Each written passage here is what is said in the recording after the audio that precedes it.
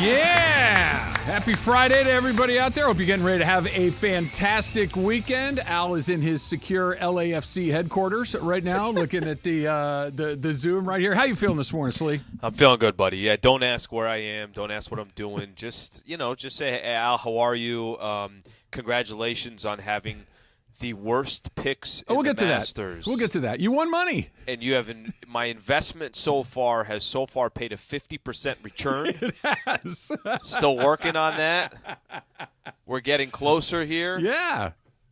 Got $10, buddy. No, I was going to start. I'll be honest. I'm a little, kind of bummed me out a little bit. I was really hoping to be the one to get to tell you that, but that you were looking at it is not a big surprise. No. Okay, here's the thing. Yeah. I never even took a peek at it. I think what's unfair to Beto here is Morales was talking about, the guy's not going to pay. Oh, no. Did you already get it? Beto already paid it. Oh, there you go. Well, see, Beto did a good – here's how you know that it's on the up and up. Okay. He already did the math in front of everybody. Here's what came in. Here's how many people are in the pool. This is what this pays, this pays, this pays. It all adds up. So we're good to go. But we will go through your picks in just 1 second. And, of course, it is Masters Week all week long here on the Travis and Sliwa Show. And you have a chance to qualify to win the ultimate golf and spa luxury experience at Pacific Palms Resort, LA's Hilltop Hideaway, and #1 work and play resort. And if you qualify, you will get a $50 gift card to the Lavish Red Restaurant at Pacific Palms. Celebrate Masters Week all week long in the Travis and Sliwa Show with Pacific Palms Resort and 710 ESPN. Roars to you, Emily. Roars. I usually like hearing about your movies that you go see, but you went last night, and I'm going to respectfully ask you to not tell me about it because it's going to bum me out. It also freaking bummed me out. Okay? I had not only was it like a provoking movie, I had a physical reaction to this movie. Literal. Yes.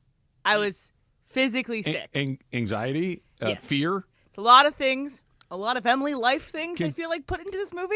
Oh. And that is hard to watch on screen. Okay. A lot of places that I hold very, very dear to my heart. Sure. So yeah, it's really tough watch. It's Civil War, Alex Garland's Civil War, new A24 movie. It's okay. Did you not hear the part where I said I didn't want to hear about it? I want to say one more. I was going to ask you, more anxiety, anger more in Tom Brady or this, but I'm not even we'll get to Tom Brady. Yeah. But just in general, the audience had such weird reactions. Like, this person next to me was like, hell yeah! Like, at some point, I'm like, hell yeah. Are we watching the same movie here? Are we? This is not Avengers Endgame. That's the problem, right? Isn't that Civil the problem War. in and of itself? Is that we're looking at the same thing and seeing two totally different things? Is that not the issue? It is the issue. It's why this movie is incredibly provoking. I would akin it to Zone of Interest, which came out earlier this year. Both things that are hard to watch, both things that are important to watch, both things that I'll never watch again. I'll be watching Caddyshack again. Go have fun. Yeah, I can't do it. Buenos dias, Jorge. Hey, buenos dias. How you feeling? I'm a little mad. About? Yesterday, I do my workouts, go to the soccer field, and I get kicked out. By who? People that the same referee that gets the shut up. Is it like a Karen? Is it like a NIMBY person, or is it I would say it was a Kevin and Karen. Okay. Oh, Kevin and Both, Karen. Yeah. Both of those could be my mom, by the way. But let's just keep it moving. So I'm doing my routine workout, whatever I do during the week, and then I hear just to let you know, the fields are going to be occupied at 5:30. I look at my watch and I continue running. What time was it? It's 5:05. Okay. I said, okay, cool. Give me 20 minutes and I'll be out your way. I continue to do my thing. The guy comes up at 5:15. Kevin comes up at 5:15. Kevin comes up to me. He says, just to let you know, these are reserved at 5:30. Look at my clock again, or my watch, and then I said, yeah, give me 5 minutes. I'm done in 5 minutes. And I moved to the side at 5:25. I moved to the side. I'm stretching, doing my thing. And then I go to the grass area, which is literally right next to it, just to find out that there's a lady in a suit, or nicely dressed, heels the whole nine, with a clipboard, and she's walking over to them, and says, "I am so sorry to inform you, but you guys are in the wrong." So the people that were trying to kick you off they got kicked off. Yeah. So then I'm like, dude, you just Sweet karma. yeah. Did you walk over to the other person and go, yeah? No, yeah. no. I saw two other guys come up, and then they were gonna go use the field, and they were talking to Kevin and Karen, and then they're like, "Oh, go ahead. The field's open for you guys." So can I advocate for the Kevins and Karens of the world for 5 seconds? Go ahead. When you have to reserve these fields for like youth sport, ASO, Little League, what youth, NJB basketball. If you didn't, because Kennedy Rec Center is about to come here. But go ahead, Trev. No, we're getting ready. You have a much better perspective on it than I do because you were an actual like quote unquote administrator at one of these places.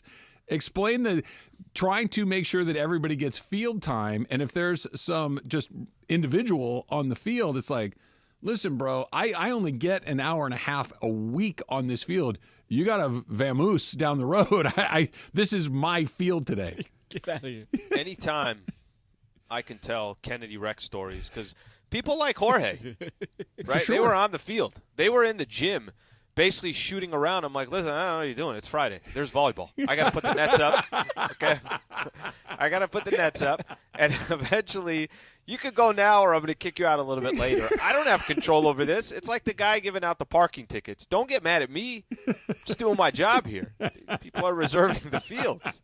See, listen, I see these people with a wagon. Like, the kids aren't there yet.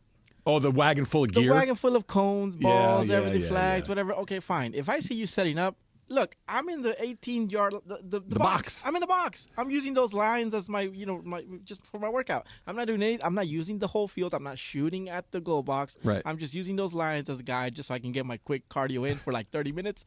And Look, then if you want to Venmo me that area of the field, we'll talk about it. But come on, it's 20 minutes. It's just a warm up until I get paid for it. I mean, this is a 20-minute warm up. It's an open park. It's a public park. So, Emily, I imagine call the cops. If you had when you were helping coach water polo, that if you showed up to the pool and there's just some one guy just swimming laps in the pool, and you're like, that happens often. I've got my whole team coming here. We get the pool at 5:30, and it's 5:20, and he's like, yeah, I'll move. And then it's like 5:28, and he's they still get mad at you too. He's still doing his laps. It happens all the time. You got to get in there. It would really make me mad. Yeah. But again, we would try to force him to kind of be a little more uncomfortable. Maybe we start moving some lanes besides the one that he's in. Right, so that he knows that he's the last one leading this up. But again, he's also in the right that he has until 5:30 to swim. And then they said to the kid, hey, go shoot the ball at the net, kid. And then he gets trying to run you off. So then I'm just, whatever. I go behind the goal box. It's still turf, and I'm doing my warm out, workout there. And then I move to the grass and get my call the cops on Jorge. That's terrific. Get this guy off the field. I'm the bad guy then. Okay. No, you're not the bad guy, but I think this is one of those times where you felt like they were the bad guy and no one's the bad guy. No one's the bad guy. It's one of those. And look, I think that my credentials as someone who roots for the bad guy are well established. Like I want there to be one. Very well established. That's what I mean. Very well. That's what I mean. But unfortunately, I don't think there is a bad guy saying, "Hey, listen, I got 11 snot-nosed brats coming here that I got to corral for an hour and a half." Yeah? Where are they? Yeah. I don't see them. They haven't arrived yet. Yeah, let me know when they get here and I'll move. I'll see the group walk in. And I love it. I love it. I'll get out of your way. So, are you ready to talk about your picks, Slee? Oh yeah, let me just say I literally have not gone on the side at all. So I have. I got it. You don't need to. I got it right here. Well, and I know you do, but I just want to preface by saying all I know up to this point is how many entries were there? How many people are in this Masters pool? Do you have the exact number of how many people are in it? 40. 40. All I know is that only 40th and 1st get paid, if I'm correct here. On the daily payouts, yes. On the total payouts, I believe it's the top 4 or 5. Okay. Daily payouts, it's number 1 Yep. and number 40. Correct. And now there's 38 people in between that, as of this point, have yet to cash out. Very good Slee point. was not one of them. You're right. So please tell me where I am currently with my picks. You are in 40th. Yep. Out of 40. Team Aztecs. Your best. You had two of your team members tied for your best performance, neither of which broke par. Okay. So Justin good. Thomas shot an even par 72. Sergio Garcia shot an even par. Sergio, 72. my man. Told you, Sergio was not the worst pick in the world. It's a fourth rounder right there. Fourth round pick. Bubba Watson shot a 1 over. What did Dakota shoot? Yeah, I was going to say, she just have Dakota Watson. Jason Day, he of Vertigo, was plus 3 yesterday. Okay, that doesn't help. Okay. Yeah.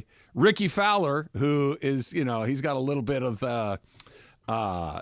this is a big deal? Everybody's looking? Okay, I'll shoot 80. Well, he shot 76 yesterday. That didn't go great.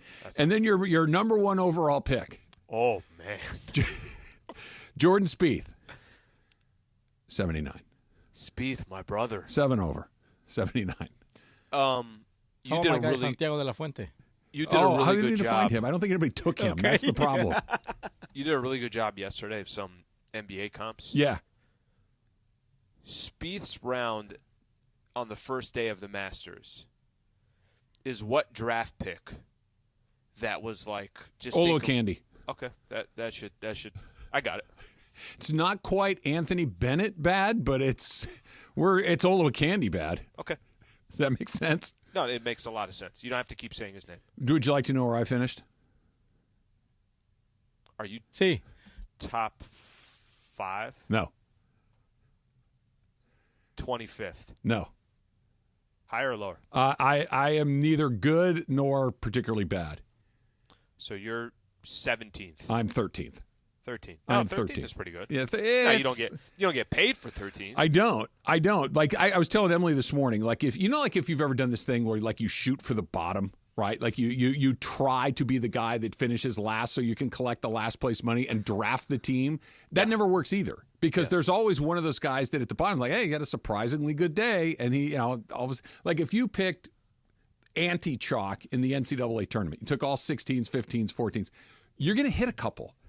You can't miss them all. You'll have NC State that goes to the Final Four. Exactly. You're gonna have not this guy. He can miss all of them. This is a team that if you were trying to draft the worst team, it would look a lot like Team Aztecs, and it hit. You got your $10.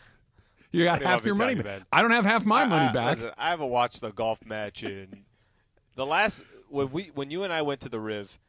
You basically gave me 90% of my knowledge in golf right there at the Riv in an hour walk. But no, I was watching this yesterday like I had Ippei Mizuhara money on this.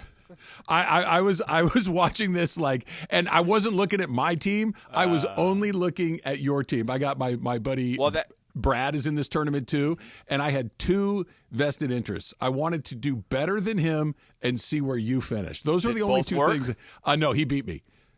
He beat me. He's I think in 7th or something like that. He's in 10th. He's in 10th. I will say it worked out.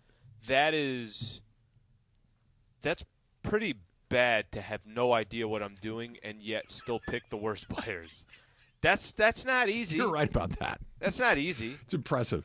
And you're not like stuck with the worst players. It's not like a draft where you can't pick. You can take whoever you want. Yeah, exactly. It's not like that you get kind of left with these guys. Yeah, like. Okay. And was that necessary? I know the rules. I know how the game. I don't know. Played. We have new listeners every day. I want to explain to them that you did. I'm looking at this, and I'm telling this 3, 4, 5, 6, 7, 8, 9. Wait. Okay, so you have to get down to the 11th place team before you find somebody that did not pick Scotty Scheffler. Okay, so 10 of the first 11 took Scotty Scheffler, and then the next one did. So 13 of the first 15 took him. So if you just picked him, you're okay. So in other words, you get any team in the NFL, and I was like, I'm not taking the Chiefs. I refuse to take the Chiefs. Not only did you take the Chiefs, you took with the first pick, you took the Jags. You took the Jags. I took the Jags, yeah. Based off like 2 years ago, them having a little bit of a took the Jags. Comeback against the Trevor Chargers, Lawrence was good back in Clemson, so I'm taking the Jags. You heard the pregame hype, or the preseason hype. I like comparing everything to other sports. This is my new favorite thing to do. For golf, I literally need exactly that. Absolutely. Only thing that I'm going to say is how I spend my $10. I'm not sure yet. Well, I mean, treat the group to one breakfast burrito from Lucky Boy. Okay, by the way, Without tax. a fourth of a burrito from that place is more than enough, right? Yeah, I mean, Did we all have halves or did we have a full? I had a half. I had a half in the Yeah, I morning. had a half. Oh, no, I had a half. Yeah, You can get a burrito from the place around the corner from me for actually no, it's $11 if you want to put cheese on it. I'll chip in $1. I'll chip in $1. Lakers have their second to the last game of the season tonight. They are in Memphis to take on the Grizzlies, and with all the tiebreakers factored in, as we sit right now with 2 games to go, the Lakers are in 10th place. Should they sit there and get right, or should they try and cross their fingers and hope to get lucky? That's coming up next. It's Travis and Sliwa, 710 ESPN. And for the ones who get it done, Grainger offers high-quality supplies and solutions for every industry, as well as access to product specialists who have the knowledge and experience to answer your toughest questions. Plus, their commitment to being your safety partner can help you keep your facility safe and your people safer. Call, click Grainger.com, or just stop by.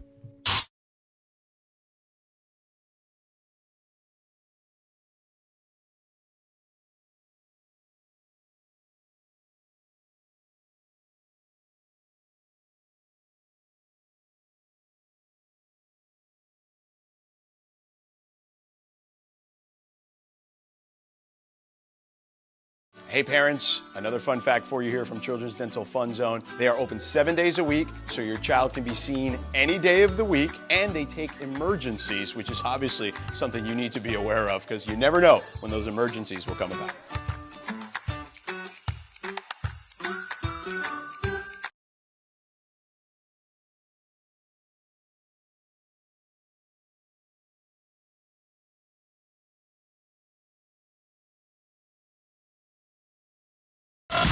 After the first El Trafico match of 2024, LA is black and gold. That's it, it's over!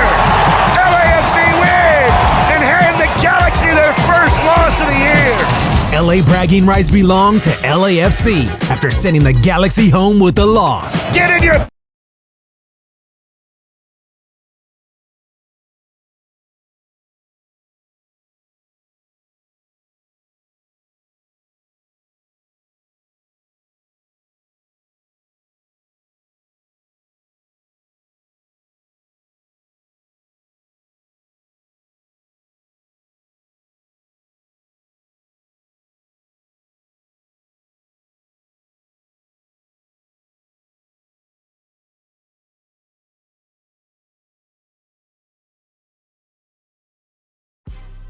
Big news, Laker fans. John Ireland here. You can now stream every Lakers game on the ESPN LA app. Don't miss a second of the action with Michael Thompson and I on the call. Plus, all your live and local Lakers talk every day in the palm of your hand. You're one tap away from everything Lakers. You could even win Lakers tickets. Download the ESPN LA app. And bam! Download the ESPN LA app at the App Store and Google Play.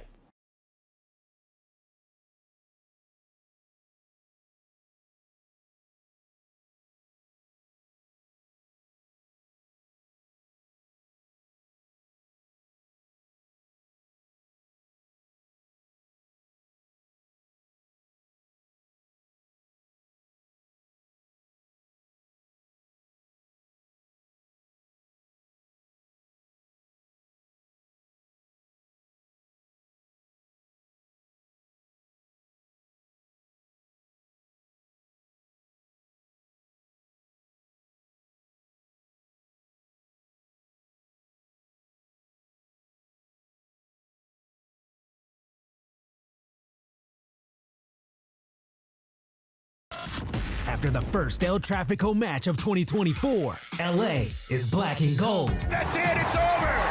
LAFC win! And hand the Galaxy their first loss of the year! LA bragging rights belong to LAFC after sending the Galaxy home with the loss. Get in your buses and get out of here! This is BMO Stadium where LAFC stay unbeaten! Next up, LAFC visit Portland Timbers. Coverage begins Saturday at 1 p.m. on 710 ESPN and the ESPN LA app.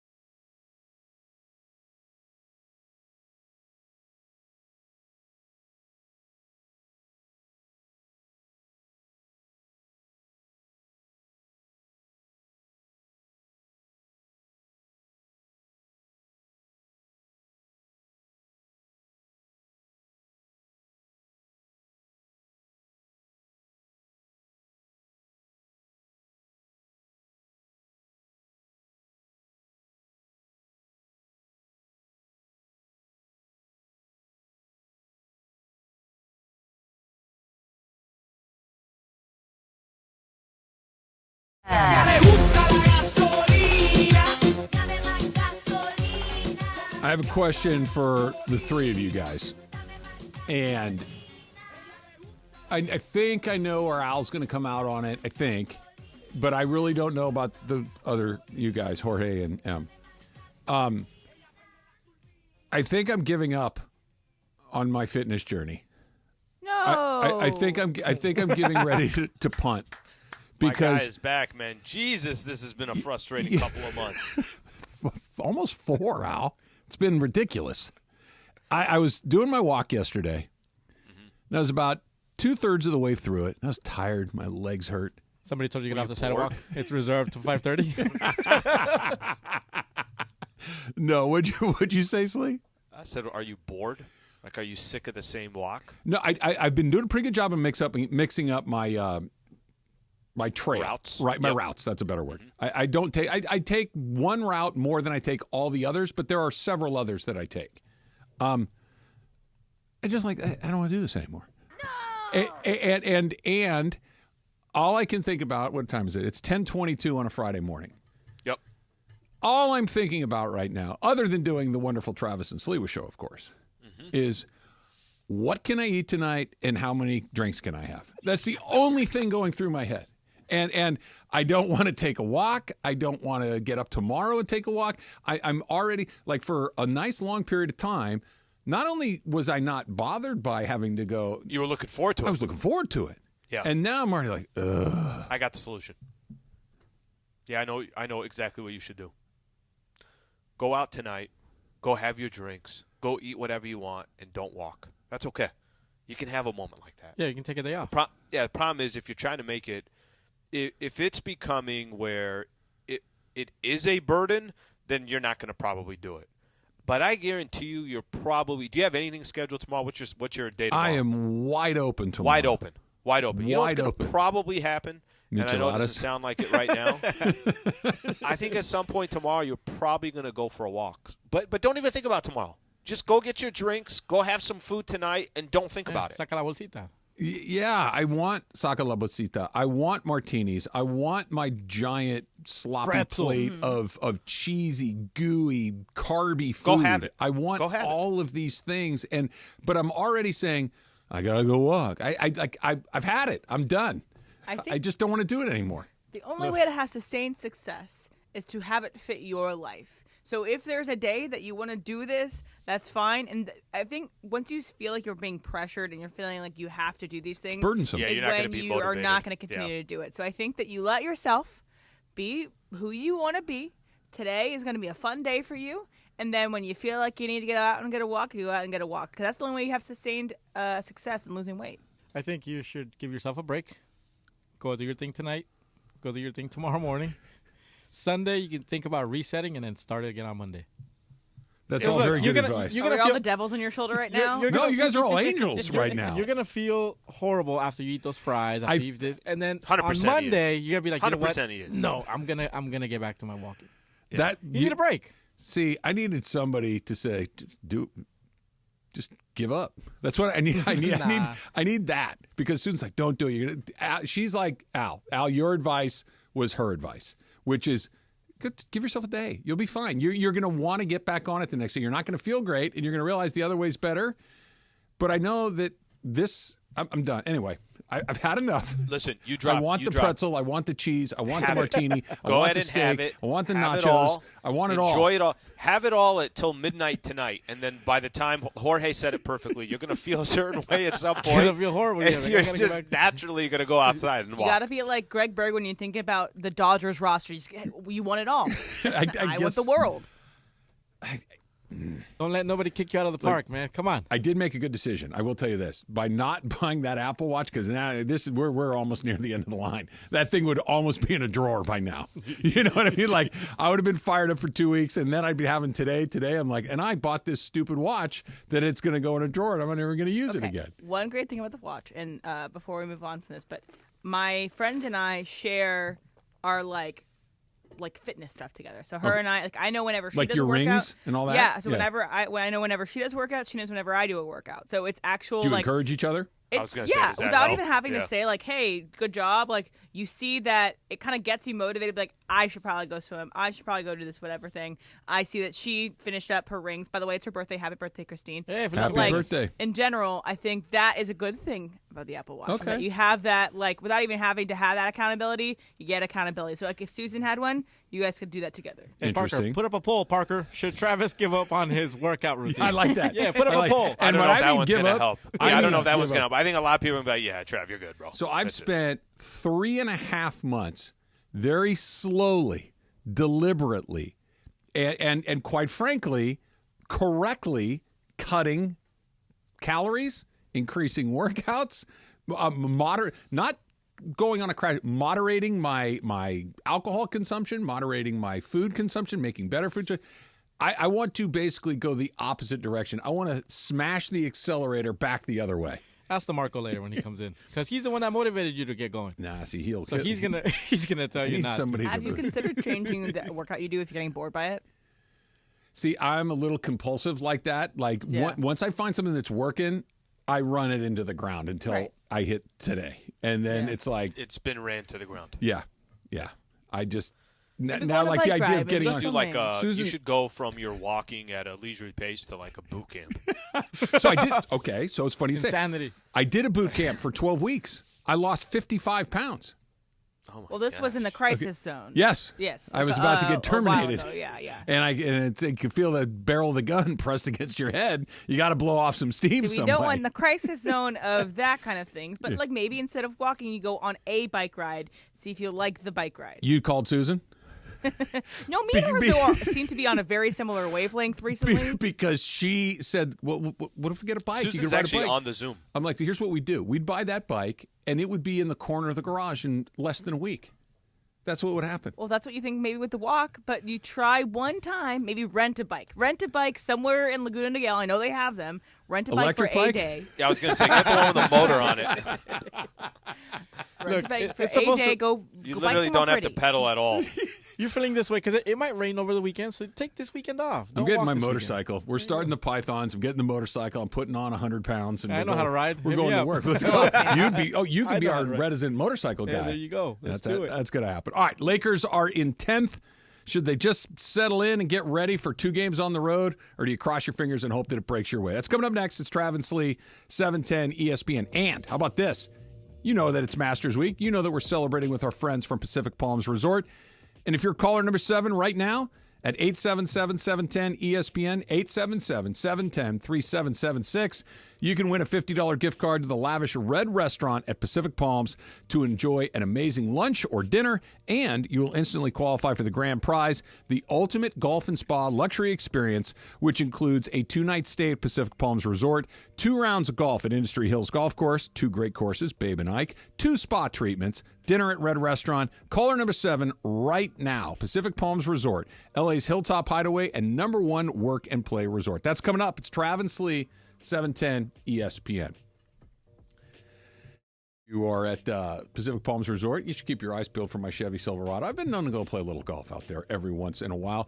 And, of course, my Silverado comes from nowhere other than Rotolo Chevrolet. I bought more than one car at Rotolo Chevrolet. So if you're thinking Silverado, if you're thinking anything Chevy cars and trucks, there's really no other place to go other than Rotolo. And I can tell you that they've won 13 Dealer of the Year awards, which they have. I can tell you that they got all the selection, the best pricing, which is all true. But what they have at Rotolo Chevrolet that you're not going to find anywhere else is customer service that is second to none. You're going to feel good about your purchase at Rotolo Chevrolet.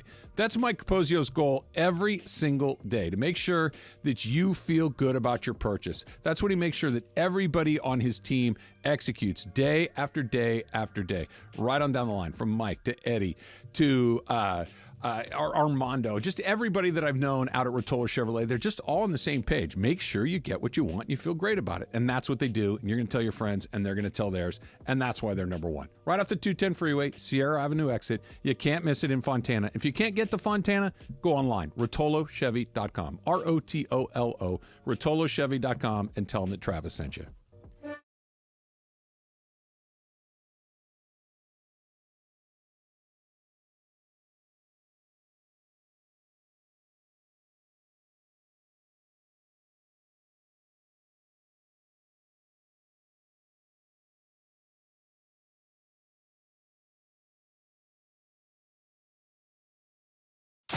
Hey, I'm Dave Denholm. And I'm Mario Rees. You know us from the LAFC radio broadcasts. Now we have a new podcast called LAFC Plus, and you can find it on the ESPN LA app. LAFC Plus brings you all the latest on the black and gold. Plus, we break down the latest news and interesting stories from around MLS. For all the news, fun, insight, and everything that is MLS and LAFC, join us on LAFC Plus. LAFC! It's available on the ESPN LA app and everywhere you get your podcast. Join us. After the first El Trafico match of 2024, LA is black and gold. That's it, it's over. LAFC win and hand the Galaxy their first loss of the year. LA bragging rights belong to LAFC after sending the Galaxy home with a loss. Get in your buses and get out of here. This is BMO Stadium where LAFC stay unbeaten. Next up, LAFC visit Portland Timbers. Coverage begins Saturday at 1 p.m. on 710 ESPN and the ESPN LA app.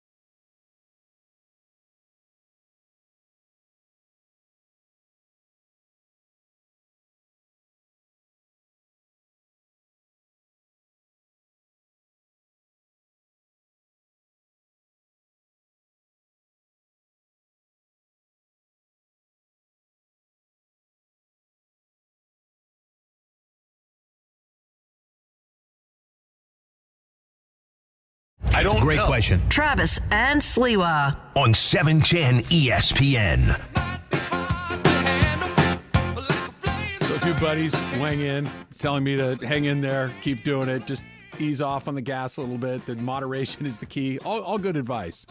And then there's Beto Duran, who says, you look better like Rod Beck. Go live your true self. Go back and make it happen. See, I need more Al's and less Beto's when it comes to things like this. Like Al's advice is very measured and thoughtful and helpful, and Beto's like, you look better like Rod Beck. Just put on a good 30. What'd you drop? You dropped 20? I'm about 20 right now. Get 25 back on. Is that what you want to hear? Not a problem. Yeah. By the way, talk to you next week. when people like the sacrifice you got to make to drop 10. And to put 10 on, I'm like come on. I'll see you on Friday, Slee. I'll see you on Friday. Not a problem. Easy. It is Masters Week, and we're celebrating with our friends from Pacific Palms Resort. Big congratulations to Brandon Bago of Valencia, who just won the $50 gift card to Lavish Red Restaurant at Pacific Palms Resort. You will enjoy an amazing lunch or dinner, and Brandon instantly qualifies for the grand prize, the ultimate golf and spa luxury experience, which includes a 2-night stay at the resort, 2 rounds of golf at Industry Hills golf courses, 2 spa treatments and dinner at Red Restaurant. Listen all week to the Travis and Sliwa Show for your chance to win Pacific Palms Resort, LA's Hilltop Hideaway and #1 work and play resort. Excited for him. Fake birds the entire time. That changed everything. Did you watch any golf yesterday, Al? So, no. No. Yeah, I didn't think. It's okay. It was windy. It was rainy. It's, you're in last. I understand. Whatever was in the studio is what I got a chance to see. Yeah. Come on, bro. There's a lot going on right now. You know what's going on. NBA League Pass is shaking right now. Oh, what'd you watch last night? We had 2. We had Portland Golden State for a quick second. Way closer than it should have been. Yeah, for a second there, Portland looked like they were going to gift the Lakers something. That didn't happen. And then Sacramento and New Orleans, because we know why. That's basically Sacramento's reeling. Yeah. Okay. Can I? It might not sound like a big deal. They are a lot different team without Malik Monk. And I know you're like, I know it sounds like it sounds. Malik Monk is one of the 6 Men of the Year candidates. And all those other dudes, like that's a guy that can go get you 25 any given night. Yep. They don't have that guy anymore. They don't have a guy that just comes in off the bench. It's like, De'Aaron, go get a quick breather. Or Herter as well is out as well. But that's 2 guys that one of them's a starter. The other one's a 6 Man of the Year candidate. It might not sound like a big deal, but believe it or not, that's how quick it could change just not having some role players on your squad. So here's the situation heading into the final weekend of the season. The Lakers and the Kings and the Warriors all have exactly the same record. The Lakers lose the tiebreaker to both of those teams. Oh, that's good. So as you sit here right now, the Lakers are in 10th place. By the time we get to Monday morning, they could be in 8th. It's not impossible. And that's not crazy. Like it's not crazy. Not too much has to happen for that to happen. But if the Lakers, Kings, and Warriors win out, Lakers are the 10th place team. Mm-hmm. The Lakers' best chance to not just get into a playoff series, but compete in a playoff series, to have a shot at kind of hoping to do what they did last year, which is, hey, let's get hot at the right times, hope you draw the right team in the right order and all that stuff. None of it matters at all if LeBron James and Anthony Davis don't play and play well. 1,000%. Right? Yep.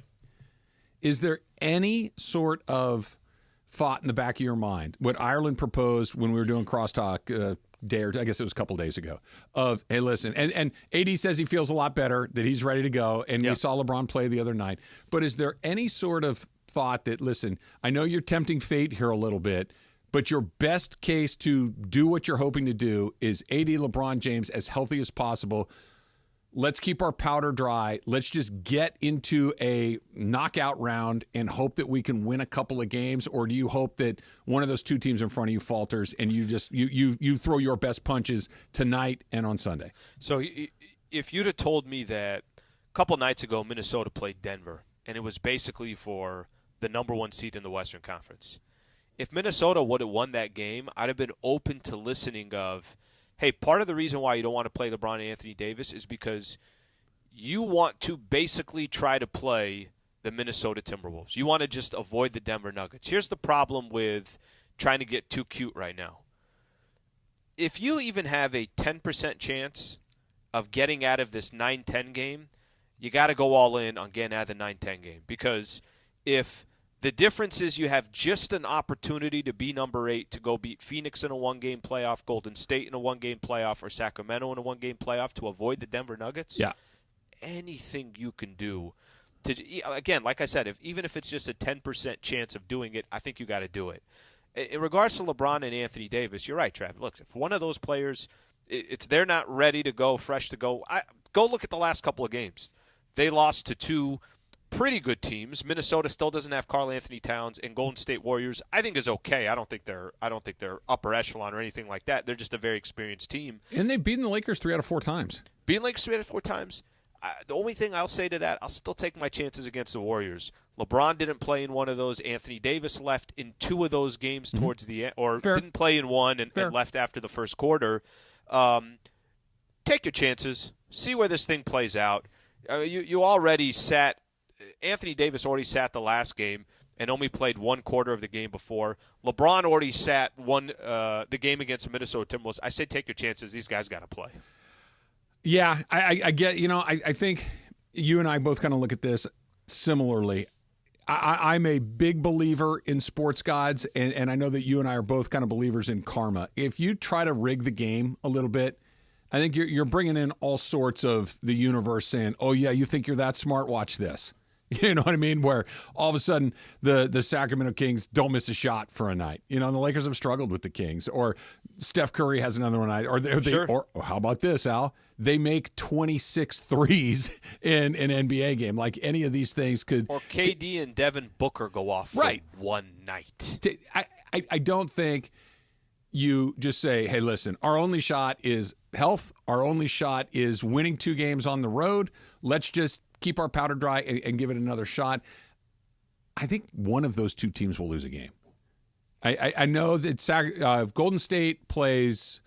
They play New Orleans next. I think they play New Orleans next. Pelicans Warriors tonight. Right. Golden State hosts. And you've got the Pelicans too, where the Lakers have a little bit of their own destiny in their hand when they get a chance to play them. So we'll see. But I agree with you. I think you just have to, if there's any possible way to get out of that 9-10 for no other reason than this.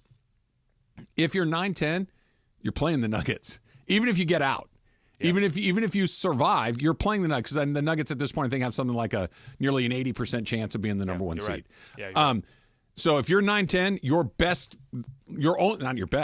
only landing spot is the 8. That's it.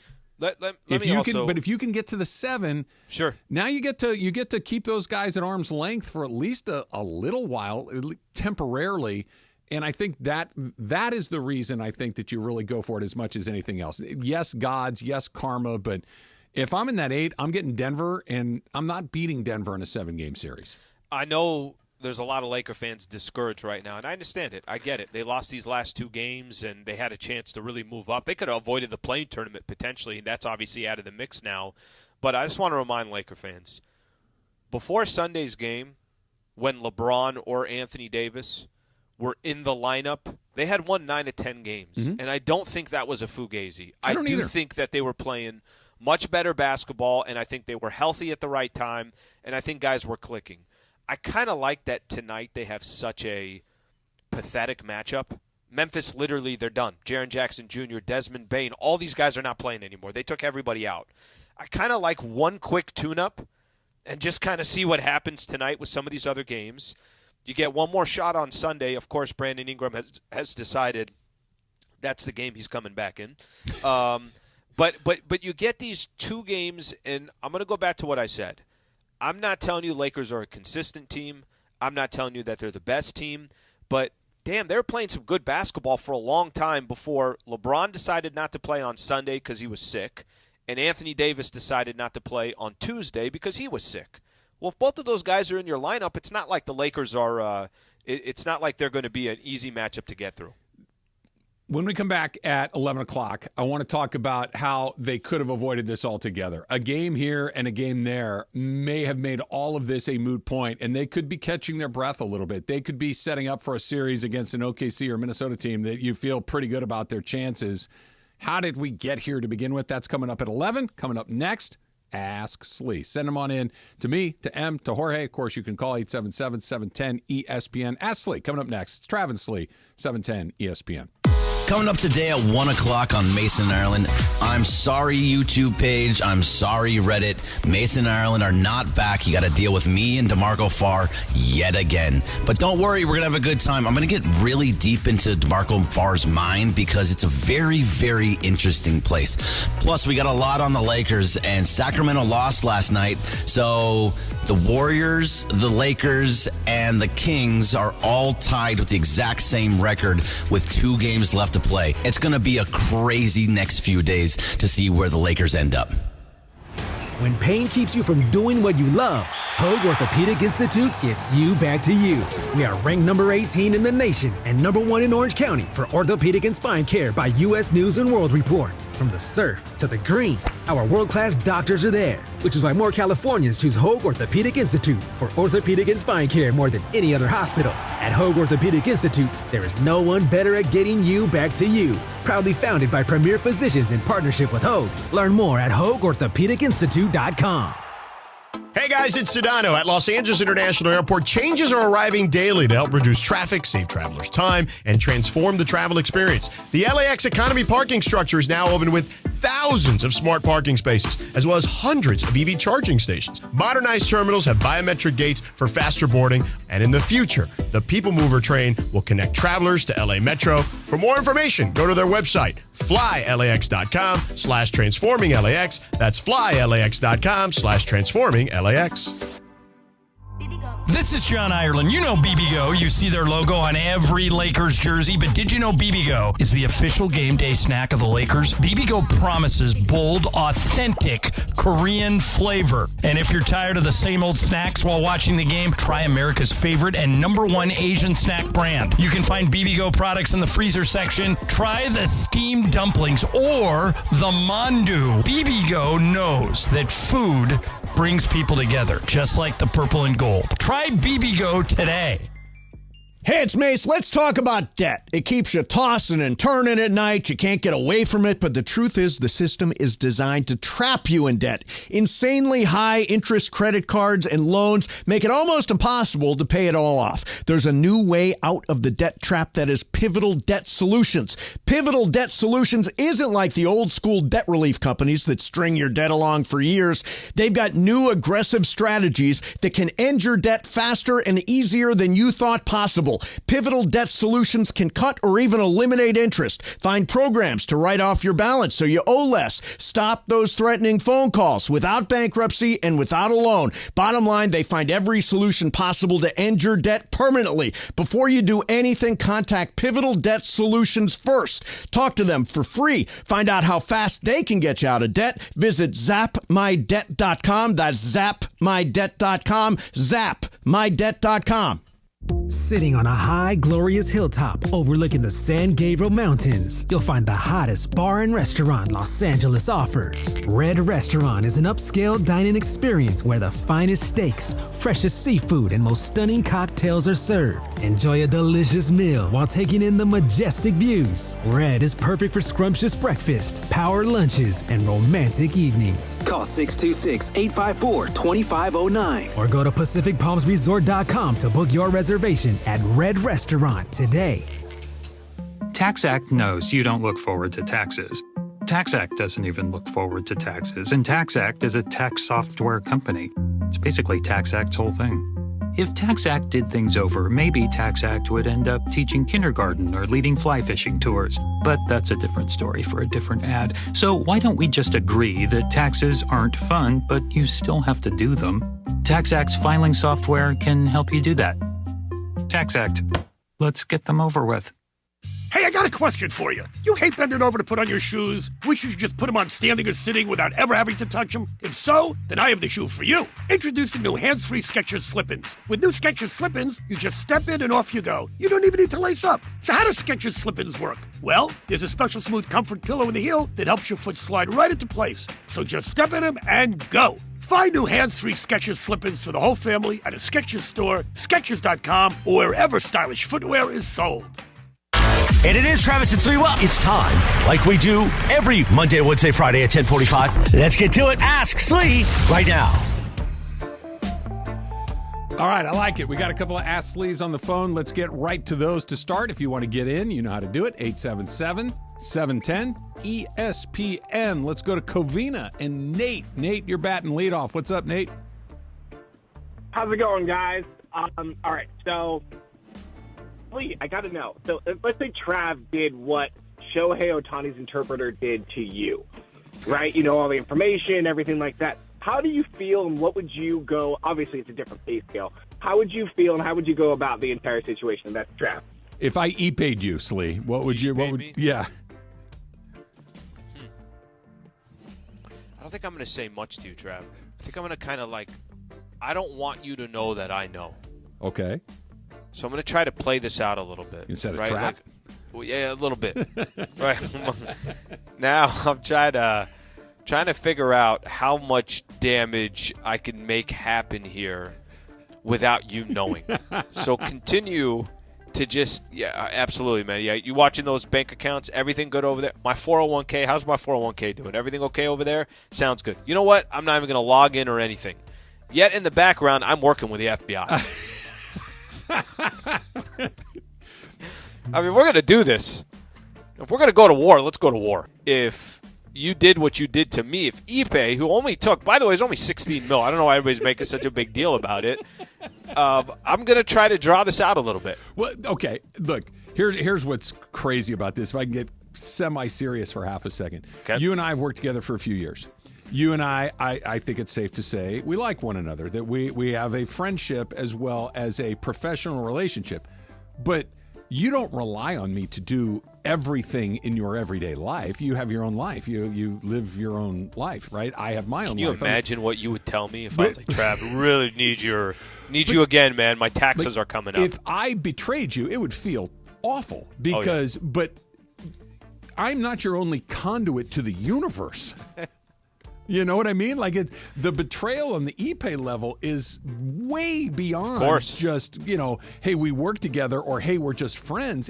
This is like if a family member, your mom, your dad, your brother, your sister betrayed you, your wife. This is just next level betrayal. It's not just, a guy I know took me to the hoop for a couple grand. His link to the universe robbed $16 million from him. It's bonkers. What do you got? And there's literally the checks and balances. Yeah, not exactly any checks well, and there would have to have this. Been some checks and balances for them to be bad checks and balances. Well, he took checks. Yeah, he did take the checks and stole the balance. Oh my gosh. All right, so this one's from Bob. Bob asks, what is the proper way to recycle a pizza box? And does the cheese part go in the trash, or do you try to scrape it off? Like, do you try to clean up your pizza box, or do you just throw it in as is? And what's the correct way to recycle? Well, first off, if there's cheese on the box, then I ate it. Like, it's not going anywhere. It's not going to have like a 12-hour period where the cheese got a chance to really settle in on the box. It didn't even get hard yet. You just get to scrape it off while it's still nice and gooey. Nice and gooey, because if you're taking the cheese off and we're getting some cardboard or something, I did it wrong. I didn't do it right. After that, I mean, it's just going in the. Usually, I throw it in the recycling bit, but that's it. Like, there is no. God bless people that do this, but if they're washing off I think this is what you're supposed to do. You're supposed to like rinse out certain bottles and things like that. Yeah, that's what I'm saying. Like, I'm sorry. I'm doing my part. I appreciate that we got 3 different options: the trash, the waste, and the recycling. It's going in the recycling, and we're compost. There's nobody that's leaving that cheese on the box, right? No, I hope not. Yeah. Okay, I've at times one of had my favorite stuff go. parts. I don't want the cardboard on it. So that's where it gets me. It's like that little nugget of cheese in the corner of the In-N-Out pouch. Yeah. That's one of the best things. Ramona, I remember her talking about her husband, Devin, where she's like, "You're gonna eat that, right?" Like the little nugget when they put it in the little paper pouch. Oh yeah. That little hunk of cheese that they fold over on the patty. You get a little wrapper. What are you gonna do? And if you get a little piece of paper in that bite, you deal with it. You keep it moving. I've been known to leave the cheese. Jorge. All right, this is from Optimus Prime Rib. Besides the meat, what does Slee value most when picking a good burrito? The tortilla, the rice, the beans, the salsa? What do you consider beyond the meat? The kind of French fries in your California burrito? No, you know what I think? I don't know if it's underrated or not, but I think it does make for a great burrito is a guacamole. Mm-hmm. I'm a big guac fan, and listen, can you do beans wrong? I don't really feel like you can. But you can do beans really right. Correct. You can do. Okay, here's another one. So I would say guacamole. Here's another one that I think is a key part of it too is the salsa. Like getting the right salsa, having spending actual time at that little salsa bar that they have, and picking through and getting a little lime or getting maybe some orange, those hot carrots there, or some jalapeno, things like that. What would you say to the answer to that question is, Jorge? Me? The tortilla's not unimportant. The tortilla, the tortilla's gotta be good, and I don't know. Look, when I go to Chipotle, I get a double. If I can get a double wrapped, it's even better. Yeah, well, you can stretch it out a little bit. Exactly. I think the ratio is also important. Yeah, like how much rice to beans to meat, etc. So it's not necessarily the quality, but the ratio. But I would go with the rice. I really like rice. Like really? See, that would have been at the very bottom of my list. No, rice, like me, rice, and then rice and wok. Like if you even wanted to leave the rice out of the burrito, that doesn't even bother me. All right, listen. I don't know if this is weird, but if it's meat, I'll put the red sauce, like salsa like roja. Meat, like beef. Like beef, yeah. And if it's chicken, I use the salsa verde. I'll use verde on all of it. And if there's some red in there too, great. Yeah, that's how I don't know. That's just how I mix it up. I kind of like a creamier salsa sometimes. I'll put salsa verde on everybody's food. I don't care. Indian food, Middle Eastern, but I don't care. It's going everywhere. Let's try another call. Let's go. Oh, Gardena. Hey. Manuel. What's up, Manuel? Hey, what up, Trav? I got questions that most of these pukes can't answer. So what do? I ask Slee. There you go. Hey, there you go. Slee, being that we are on the cusp of about the 1,000th day of rain here in Southern California for 2024. Only on weekends, by the way. Yeah, that's true. Yeah, right? So great. Anyhow, all right, as a kid Slee, what was your favorite game to play indoors when it was a rainy day? You remember when we were kids, there was always like these special activities that they did so they could get these kids to run off their energy since they couldn't go outside. What is Slee's go-to game as a child? Ask Slee. There you go, Manuel. We should cut that, Chris. Cut that. That's a new one. That's a new one right there.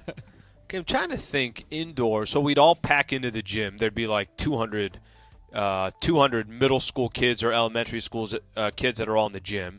They definitely weren't giving us a basketball. You know what we'd play? We'd play kickball at times.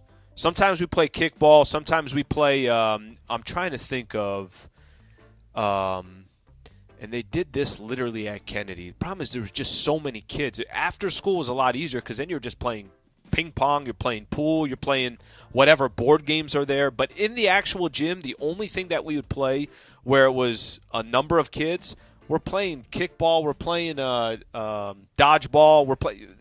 basically playing games like that inside the gym. So, okay, maybe this is like a LA thing versus a San Diego thing. I'm curious about you guys because my interpretation of what Manuel was asking is board games? No. Recess comes around. It's a rainy day. You can't go outside, right? So they leave you in the classroom, and your teacher has to find a way to kill 15 minutes that's fun, right? That's not your spelling or math homework. That they play little games.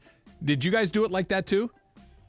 Yeah, they would. Or would they take you all to the gym at the same time? See, that's what Emily was just having this. Like, we didn't have a gym. Maybe the cafeteria. Okay. In elementary school, they take you to the cafeteria. But you guys wouldn't stay in your classroom with bad weather and do that? No, we'd go to the gym. Okay, yeah. So I guess that was more.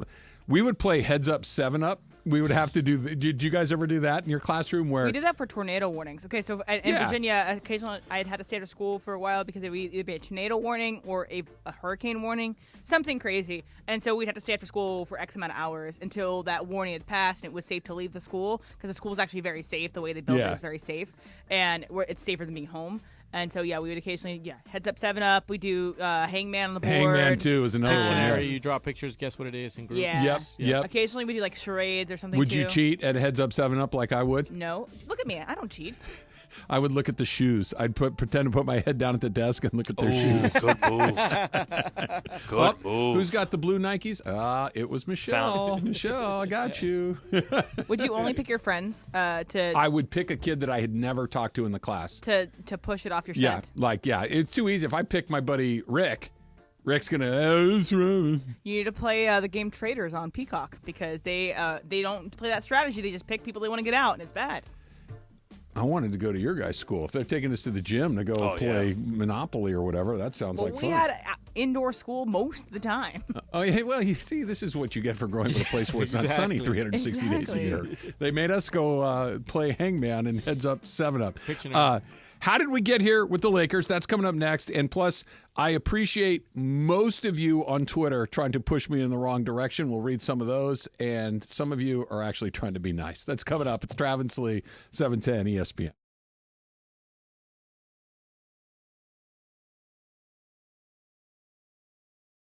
All right, parents, here's some fun facts for you here from Children's Dental Fun Zone.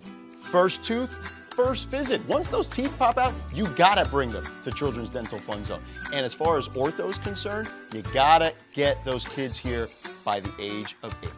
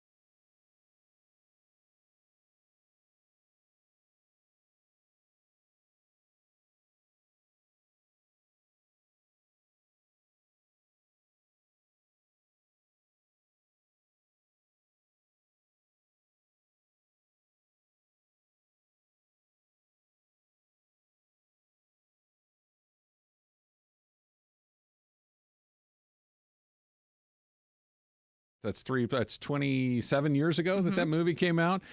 So Ice Cube is going to join us here in about 10 or 15 minutes from right now, so make sure that you're here for part of that.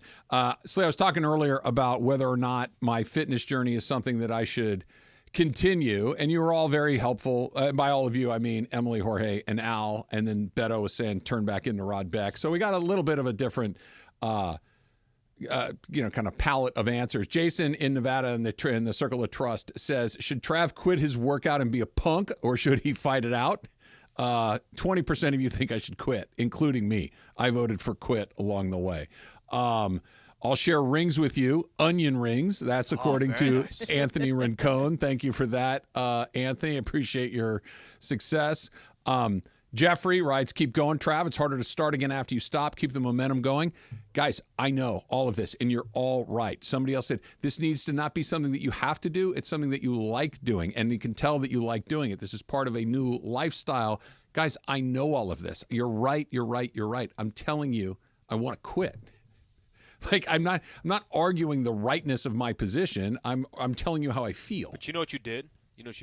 That's actually – by bringing it up on air and just kind of having that as, hey, here's my crisis mode that I'm in. I don't know what to do. That, I think, yields a much better chance of you continuing to do what you're doing. If you didn't say anything, you kind of kept it under the radar, and it's just like it is what it is. I think this actually, I think it's smart for you to bring it up. I'm hoping to get nudged in the right direction, but I'm a little skeptical. But then there's guys like Aaron Palmer who write, don't even worry about it, Trav. Come back to the dark side. It's summer. Let's party. Aaron Palmer, first of all, he comes to our events. He's in great shape. I know he is. And that's why, I don't know. We'll figure it out before one point or another.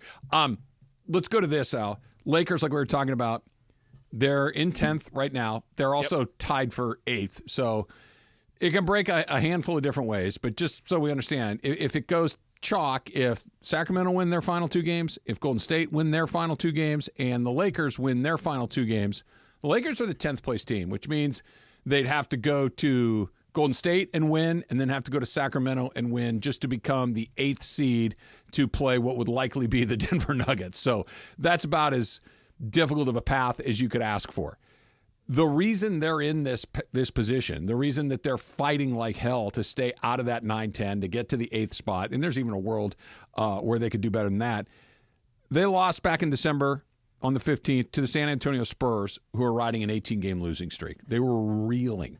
They lost to the Miami Heat with no Jimmy Butler back in early January. They lost to the Memphis Grizzlies by 14 points back in early January. Marcus Smart, how many times did we hear him hit 8 threes that game? I feel like I've heard that 39 times. Exactly. You lost to a bad Utah team in January as well, and then you lost to Brooklyn by 18 points. You give up 130 points to a Brooklyn team back on January 19th. One or two of those go a different way, and I get it. You could also say, yeah, well, you pulled one out of your ear against the Boston, against the Clippers. Milwaukee twice. Milwaukee, right? I get it. These things tend to even out, but the Spurs, the Grizzlies, the Jazz, the Nets, those are really bad teams who were playing poorly at the time, not being ready, not having your guys. All of these things add up to, hey, we're down to 2 games and we're in 10th place. It's kind of funny when you list out all those games, which all of them have a good story to tell of, wait, how the hell did you lose that one? Right. I just go back to the last week, and I know you can't control it, but it's unfortunate the timing of what's just happened here these last couple of days. Anthony Davis, we didn't know till about, 2 hours before tip-off. Anthony Davis is not going to play against the Golden State Warriors. There's even games that Anthony Davis – and listen, this is not me going at Anthony Davis. It's just this is how important this player is. And in some of these big-time games, against Minnesota, he's out after the first quarter, doesn't come back. In mid-March – he leaves the Golden State Warriors game at the end of the first quarter. He doesn't come back. He doesn't play in this last game against the Golden State Warriors. One game. That's the difference. Because if you got one of those games that Anthony Davis is a part of, there's a good chance. I just feel this is how good of a player he is, that they're in a good position to win. All those games are at home. So it's not like I'm talking about this was a crazy for the Lakers to beat one of these teams at home. But if he's a part of one of those games, Trav, you're talking about the Lakers now 2 games away from making sure 8 is locked up at the worst, but potentially 7th and still in the mix here for the number 6 spot. Had they got here in a lot of weird ways. And, I thought Charles Barkley said something interesting yesterday. They were talking about just the scenarios that are still up in the air. And I think the point that he was trying to make is like, look, everybody keeps saying Lakers are this, Lakers are that. They have this – Austin Reeves has been there, and D'Angelo Russell's been. Look how many games AD has played. Look how many games LeBron's playing. His point was they got one good player. It's Anthony Davis. And look, maybe sometimes we overvalue what the roster is. Maybe at times when you look at some of these other teams that are in front of the Lakers. I watched the Pelicans yesterday against Sacramento. Pelicans don't have Brandon Ingram. They blew out the Kings. Yeah. Dallas is playing some of the best basketball in the entire NBA. I know it's easy I think sometimes on paper, maybe the team looks better on paper than they actually are, even though I still think they're a dangerous team over these next couple of games. It could be a dangerous team in the play. Yeah, I don't know where it come out, honestly. That are we that wrong?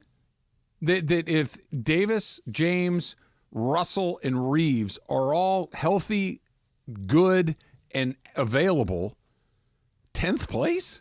Really? Were we that wrong?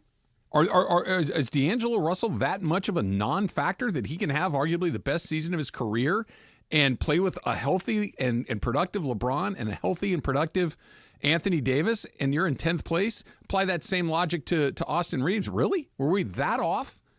Or is it something else?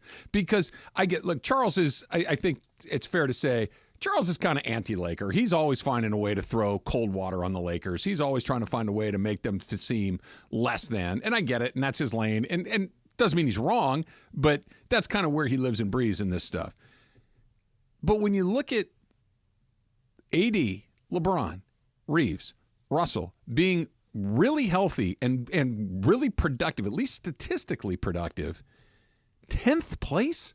Like that you couldn't have explained that to me. When we went back to Media Day, which feels like it was 5 minutes ago, and it was 6 months ago, if you said, look, AD's going to play over 70 games, LeBron James is going to play 70 games, or whatever the number is, Reeves is going to play every game and be really good. Russell, he's going to have the best season of his career.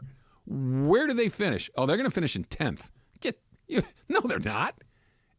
I get it that the rest of these guys, maybe we overvalue them a little bit, but are we overvaluing them by that?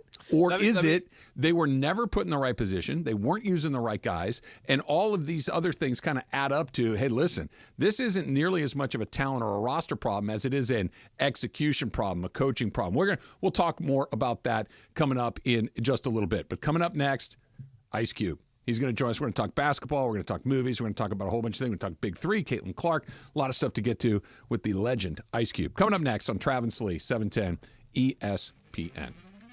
We're also going to talk about Prize Picks. Oh, yeah. Right? More or less. That's Prize Picks. Think about it like that. You pick between 2 and 6 players. You like basketball? Pick basketball players. You like baseball like me? Pick baseball players. Football season, hockey, whatever you like, it's available to your Prize Picks. You pick between 2 and 6 players. You choose more or less on the statistical projections, and you watch the money roll in. It's that easy, Al. Yeah, and I'm not going to help out with any golf picks, as you guys know. I'm just going to kind of stick to the NBA here. I think that's a smart thing to do. Don't take Slee's golf picks. Yeah, don't take my golf picks, guys. Don't take my golf picks. More or less, like Trav was mentioning, couple games obviously going on a little bit later tonight. Lakers, Anthony Davis, more or less than 22.5 points. Seems like a pick that's very, very reasonable. Rui Hachimura, more or less than 14 points.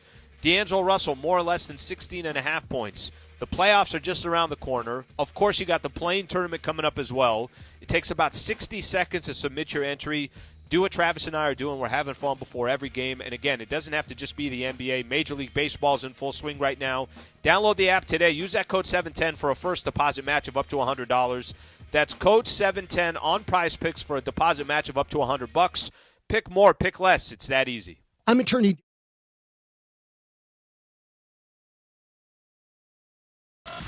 After the first El Trafico match of 2024, LA is black and gold. That's it, it's over. LAFC win and hand the Galaxy their first loss of the year. LA bragging rights belong to LAFC after sending the Galaxy home with a loss. Get in your buses and get out of here. This is BMO Stadium where LAFC stay unbeaten. Next up, LAFC visit Portland Timbers. Coverage begins Saturday at 1 p.m. on 710 ESPN and the ESPN LA app.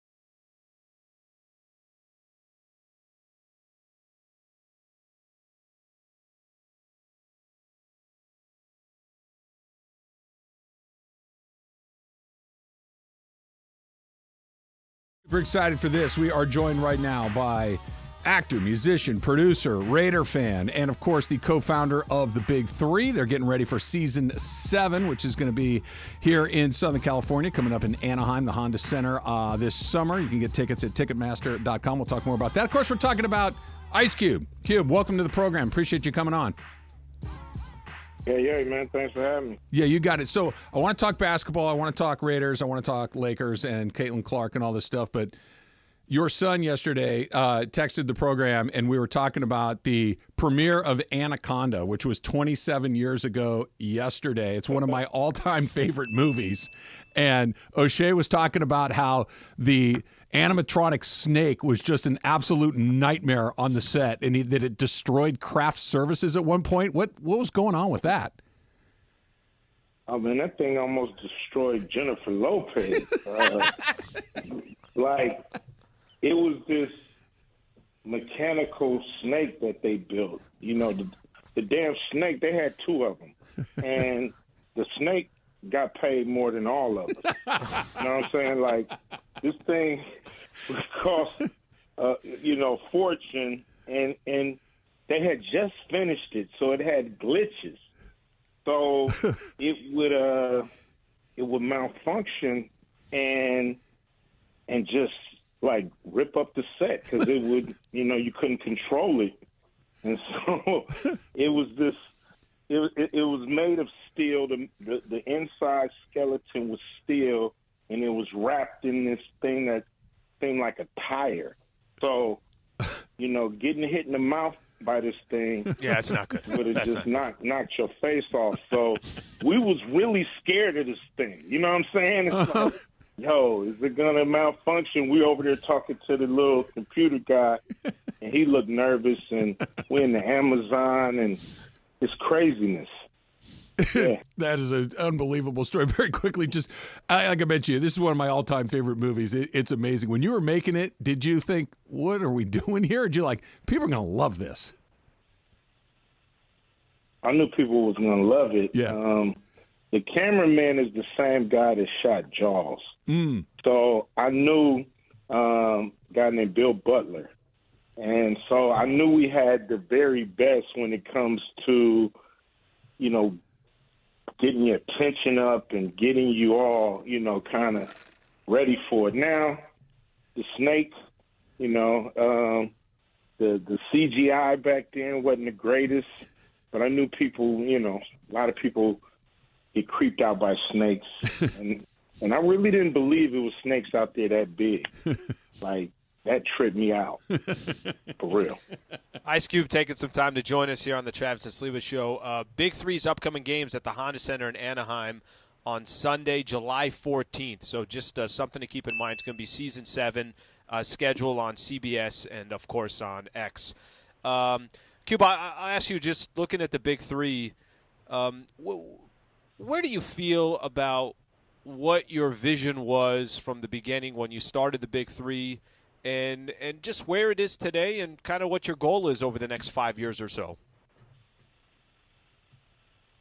Well, we started off with a great idea, and it was all, kind of predicated on if guys was going to play or not. Was they really going to go after it? And we saw that they did.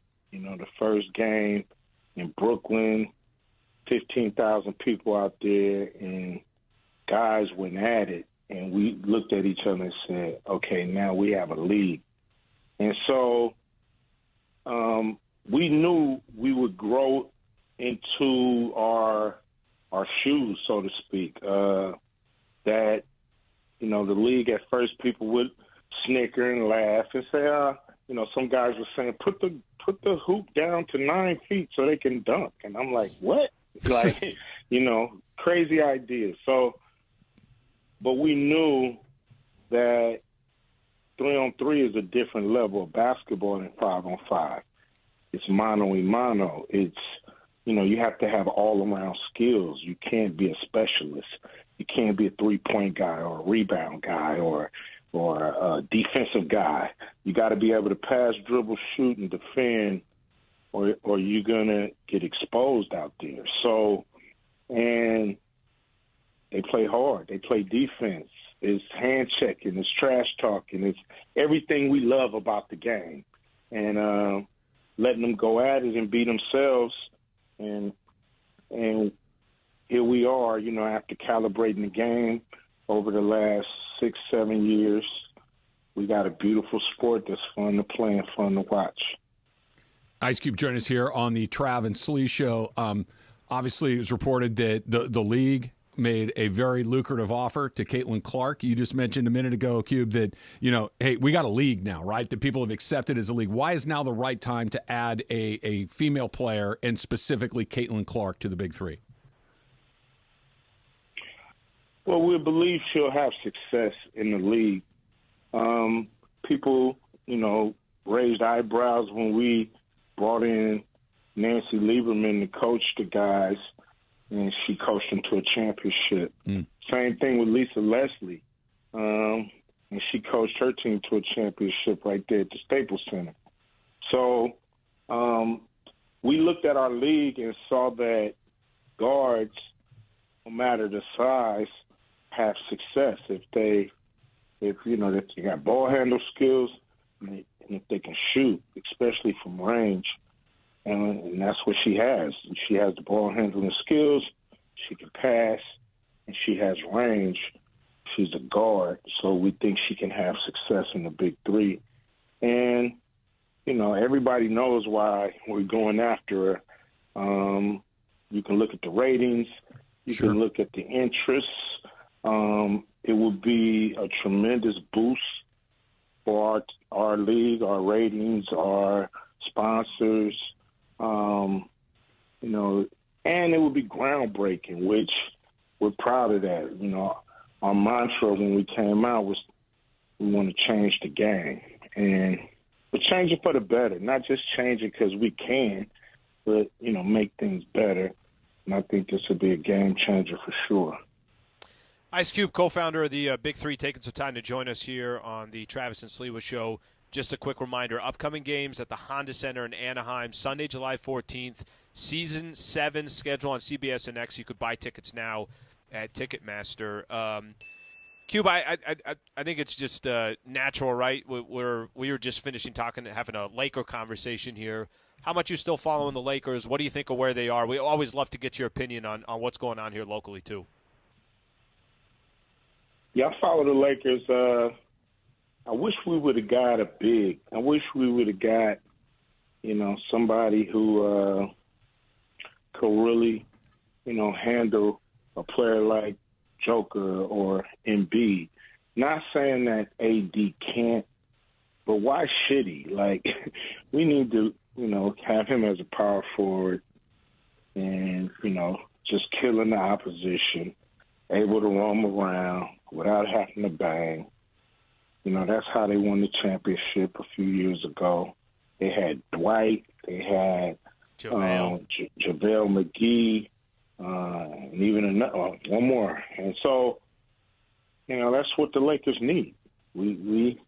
I don't see why they don't see that. We need a big, and we don't have it. So we'll see how it turns out. Ice Cube joining us here on Trav and Slee. Last one for me, Cube.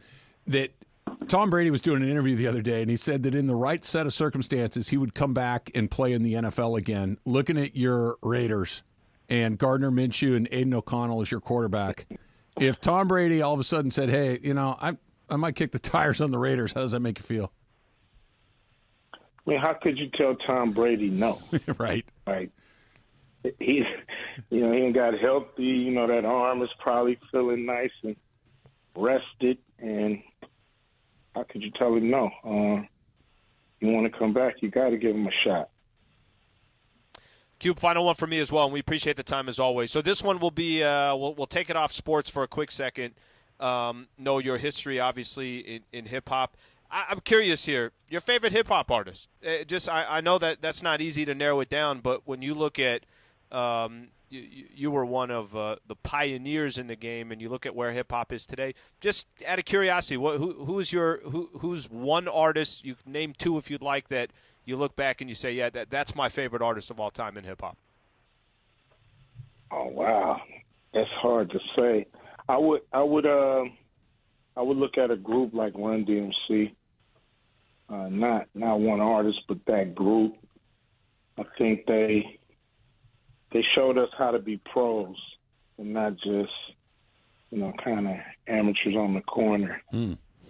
So, that's my all-time, favorite group. My favorite rapper of all time is Chuck D from Public Enemy. Those two groups are, my all-time favorite.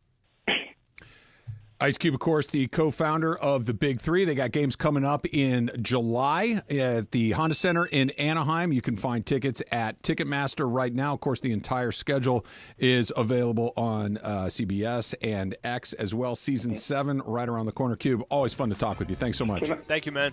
Can I say one more thing? Yeah. Yes, sir. Look, come honor Michael Cooper. Michael Cooper is a coach in the league. He's a Hall of Famer now.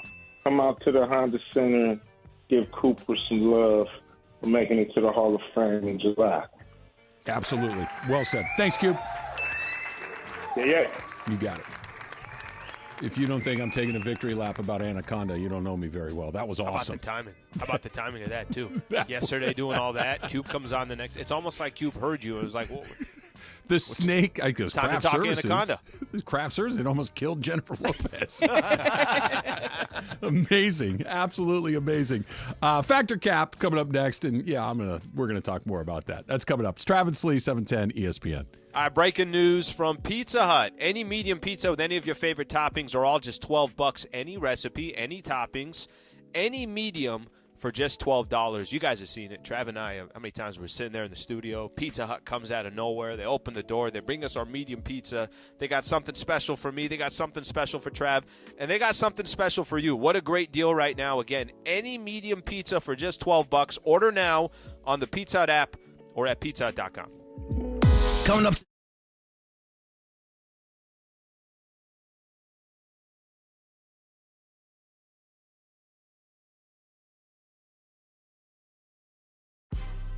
Big news, Laker fans. John Ireland here. You can now stream every Lakers game on the ESPN LA app. Don't miss a second of the action with Michael Thompson and I on the call. Plus, all your live and local Lakers talk every day in the palm of your hand. You're one tap away from everything Lakers. You could even win Lakers tickets. Download the ESPN LA app and bam! Download the ESPN LA app at the App Store and Google Play.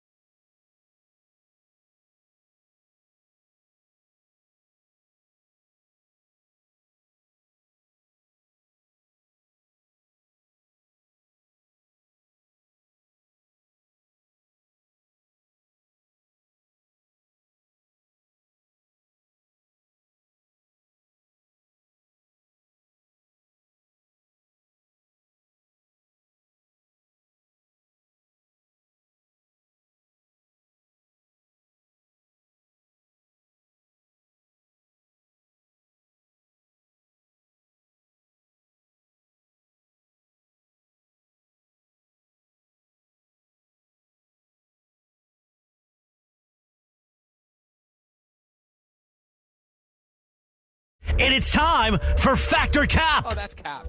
That's so Cap, Dad. Everything I've said is a cap, but I'm going to go fact. First of all, it's not a cap. It's No, it just is a cap. Welcome to Fact or Cap. Hey guys. Aloha. Aloha. After the month that yes. J-Lo's had, just to also know that she almost got taken out by the Anaconda, and Anaconda is just fantastic. I forgot to watch it. Think about what he said. He goes, it was steel covered by something that's like a tire. Like, well, a tire's like super abrasive and hard. Insane. And I mean, the thing kept malfunctioning, almost took out J-Lo. It's amazing. By the way, if you guys have not seen it, they have revealed the tiniest statue to Allen Iverson. What the hell was in that? Philadelphia. It is insane. And we will talk about it on the other side. Trav, did you see it? I did. It's where it's the is size of a Hot Wheel. What the hell was that? It's a statue for ants. It's crazy. And it's like not only, it's like either your most famous 76er, if not your second most famous 76er. He's first or second. Yeah. Yeah. Like, Oh my what are we doing gosh, here? just don't do one. Yeah. Ugh. Anyway, we Yeah, can talk it's more not about that later on, He but can keep it in his pocket when he goes home. It's gonna be a joke, like the Beckham one, right? It's gonna be a joke. I guess so, maybe. But okay, so Jorge, you share with us some very sad news this morning. Incredibly sad news this morning.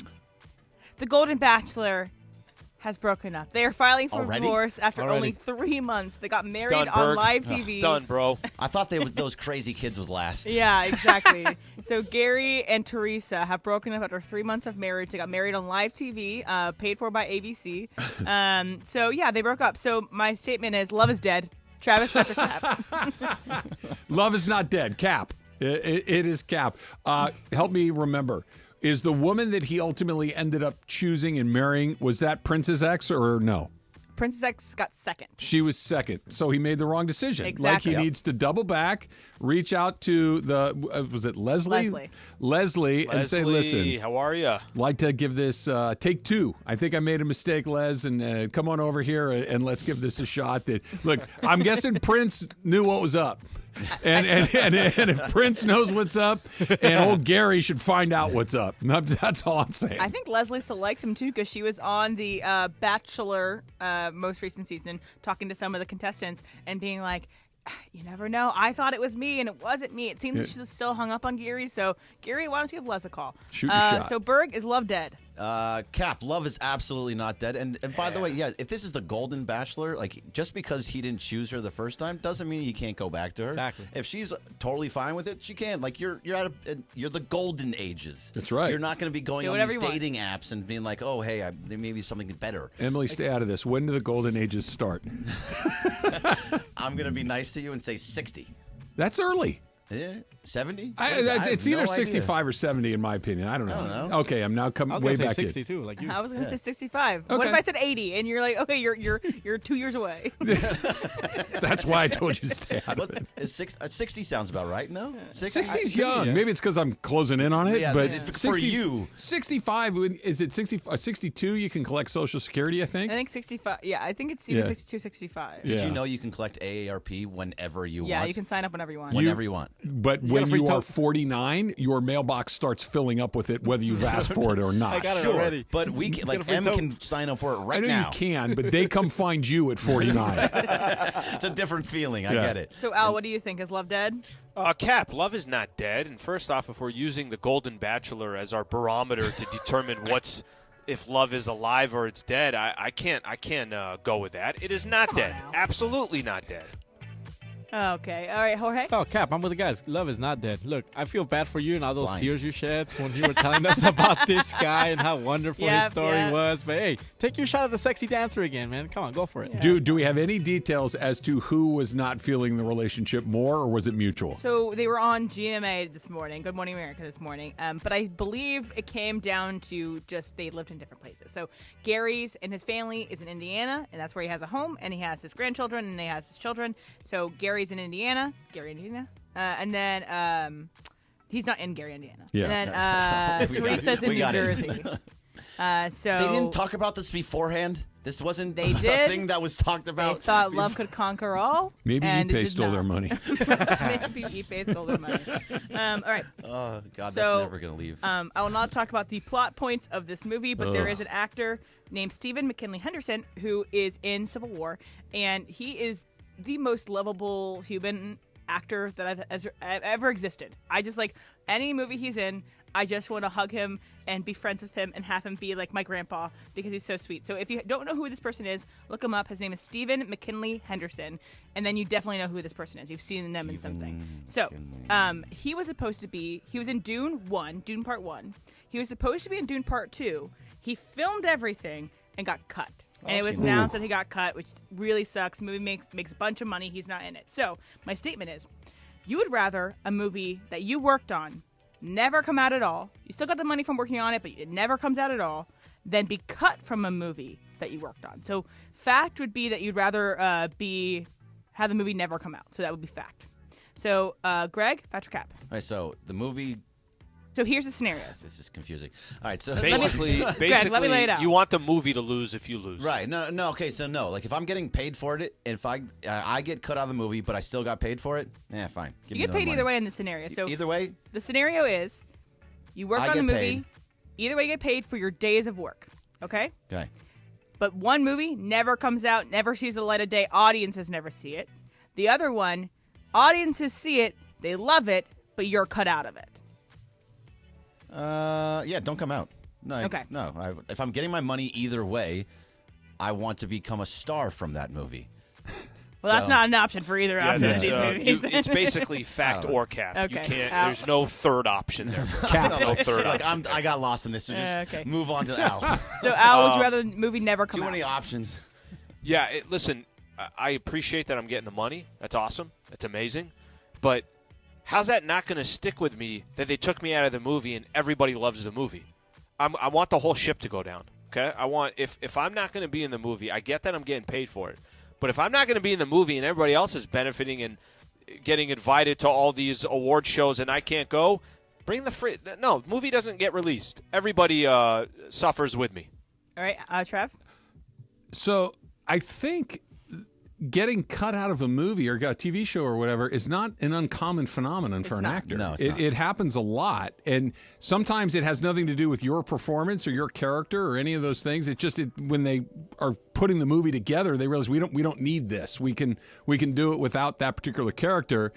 I'm okay if the movie comes out and is a success. I don't think that would bother me. And look, I like being vindictive. I like rooting against people. It's like my favorite thing in the world. But this scenario would not bother me. This is just like you win the World Series, but you didn't pitch in Game 7, right? Yeah, it's like, I mean, I would rather have pitched in the game than not, but I didn't have anything to do with it. Or maybe isn't it, Trev? Isn't it more you got traded at the trade deadline and your team ended up winning? Yeah, okay, but even then, it's like I get it. Sometimes these decisions get made. You get the ring. You're a part of it on some level. Like, I believe he might still get some money from the movie because again, you put the money, you put the time into it, you worked on the set, etc. I don't think it would bother me. Okay. Yeah. Jorge, what do you think? No, I'm with Travis on this one. Like, if I didn't make the cut, but the movie's still a success. Look, you build friendships. It becomes a family at the end of the day. You want those guys to be successful. Just like maybe you didn't make the cut, but hey, like those relationships are gonna bring you to the next movie, and then maybe you're on the next one. But you're still getting paid. So I want it to be a success. I'm with Al, vindictive. Unless it's Vezia, then get him out. Yeah, that's exactly.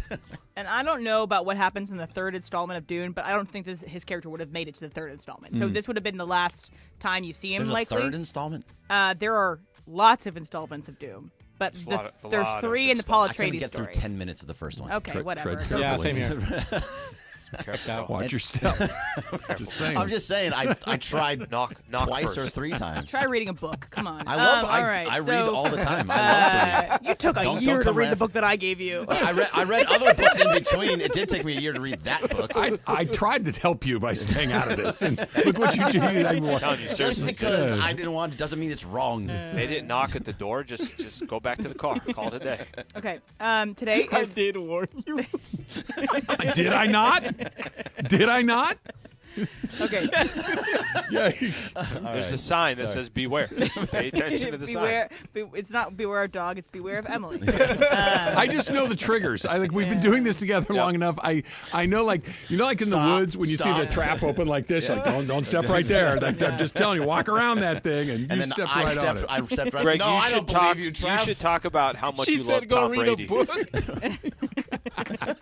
Okay. Came out with me reading. Exactly. Read a book for what? You know don't know my reading habits. Jorge likes that one. So today is National Only Child Day. Okay, so there's no only children on this show right now, right? Greg's got a brother. I have a brother. Jorge has 2 brothers. Right. And you've got 3 sisters. Al's got 2 sisters. Right, exactly. Wow, So look none at of us you. are only children. Good job, Pay Trav, attention. You do pay for attention. getting all that right. Yeah. So only children don't need a national holiday. Every day of their life is a national holiday because they are the apple of their parents' eye. So only children don't need a national holiday. Al, fact or cap? Yeah, I think it's fact. Yeah, there should be. We should do something for having a brother, having a sister, Middle having Children Day? multiple Come brothers, on. Middle Children Day, all that. We should not have only. Yeah, I'm. That's fact. I agree with you, and I want them to know that there is not a holiday for them as well. Specifically, we cut out that holiday. I want on the trailer for this holiday that we cut out them. Yes, we're on the same page. Trav? Yeah, I'm with Al, and I'm with the way that you set it up. I feel like their entire existence was predicated on getting Freaking all holiday. of the attention, right? That I have 3 children of my own, right? I can't imagine if all of my attention, money, neuroses, mistakes, victories, like all of the things that you do as a parent, you're going to screw up a million things. You're going to hopefully get a couple right along the way. If they all landed on one kid, my goodness, that's a lot. All right, Berg? It's cap. Everybody deserves a holiday at some point in time. It doesn't matter if you're the apple of your eye, because you're not always the apple. There are only children out there that were not the apple of their eye, or whatever the words are I'm trying to say. The fact of the matter is, everybody deserves a holiday at some point. Just because if you get a sibling holiday, then I should get a holiday by myself if I was an only child. Are you going to celebrate with Riley in some way? That She's today? not an only child. Well, it's your only child. It's my only child, but she has a sibling. So, but you could just treat her to a special day if you're going to back up what you said. Sure, You yeah, could I treat her to a can, special absolutely. day today. But again, I'm more on the apple of my eye side of that. Riley. She does have a sibling, though. That's the title of his next book, by the way. I'll make sure to read half. Jorge? No, I'm Cap. Look, there's different circumstances why there's only an only child. There's people that can't have more, and if there's a way to celebrate those kids, then go for it. seriousness. Stop. Say, man, now I feel like such an a-hole. I don't. I warn you. Okay, I have one more for you guys.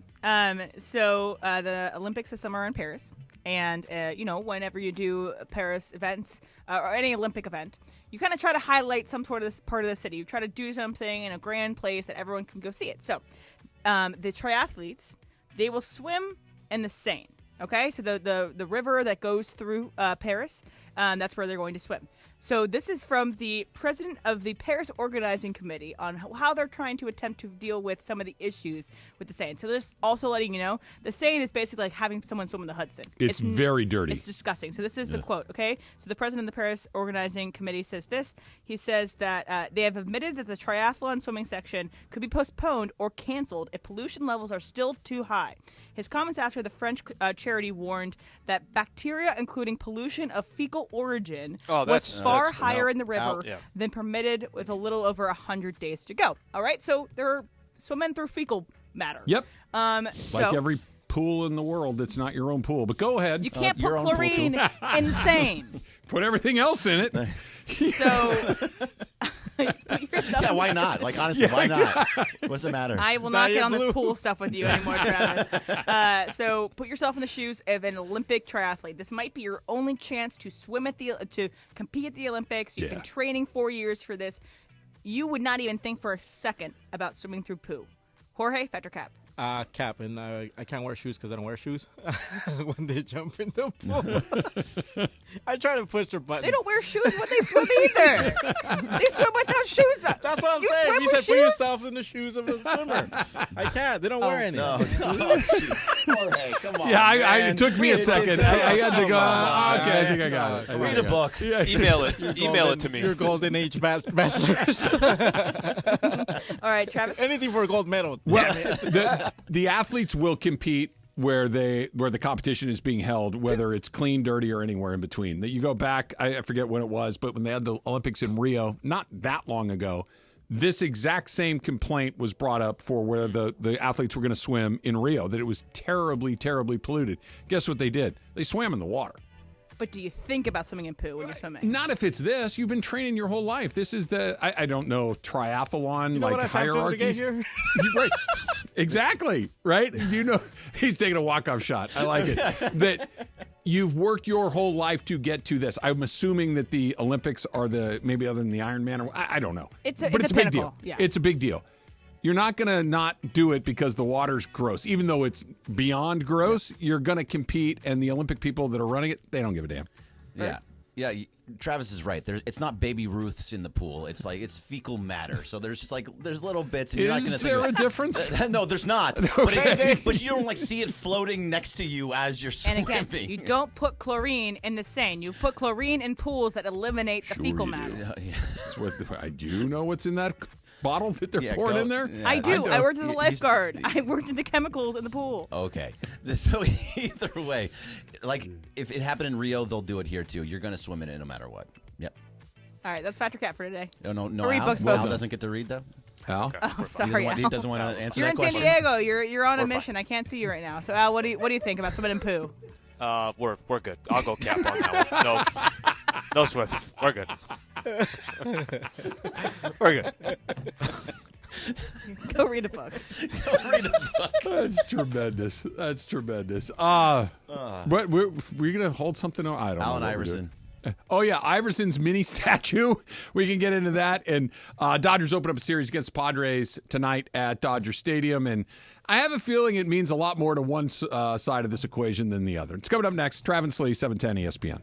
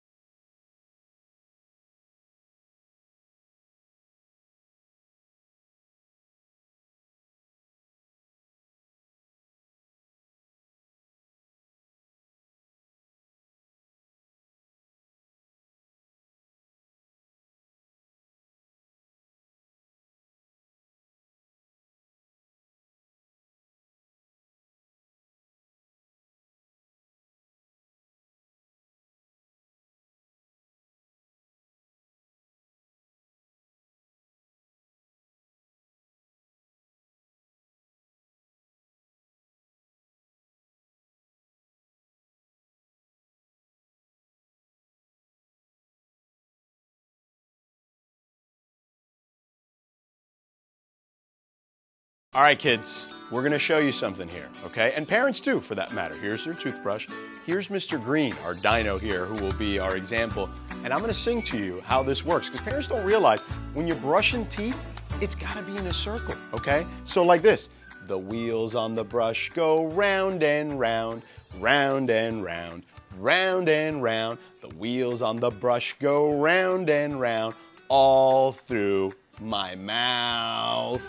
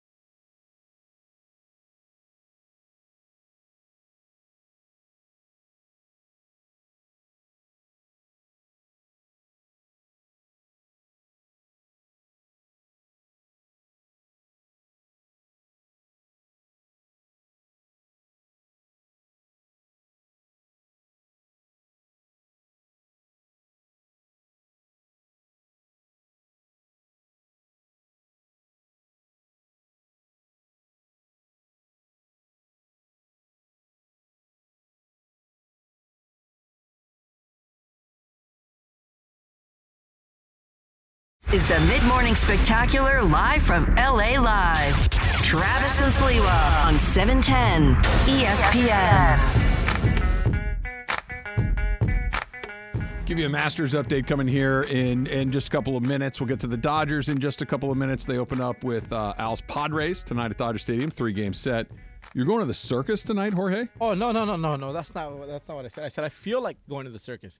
So off the 60 freeway in the Puente Hills area by the mall, there's the circus is set up. Like the little parking lot circus? Yeah, it's a big tent, right? Animals or I don't know. Canceled? I don't know, but because most animal circuses have been canceled. I would have to go and see. But I for some reason, I've Bearded seen it. lady? I've seen it. But hey.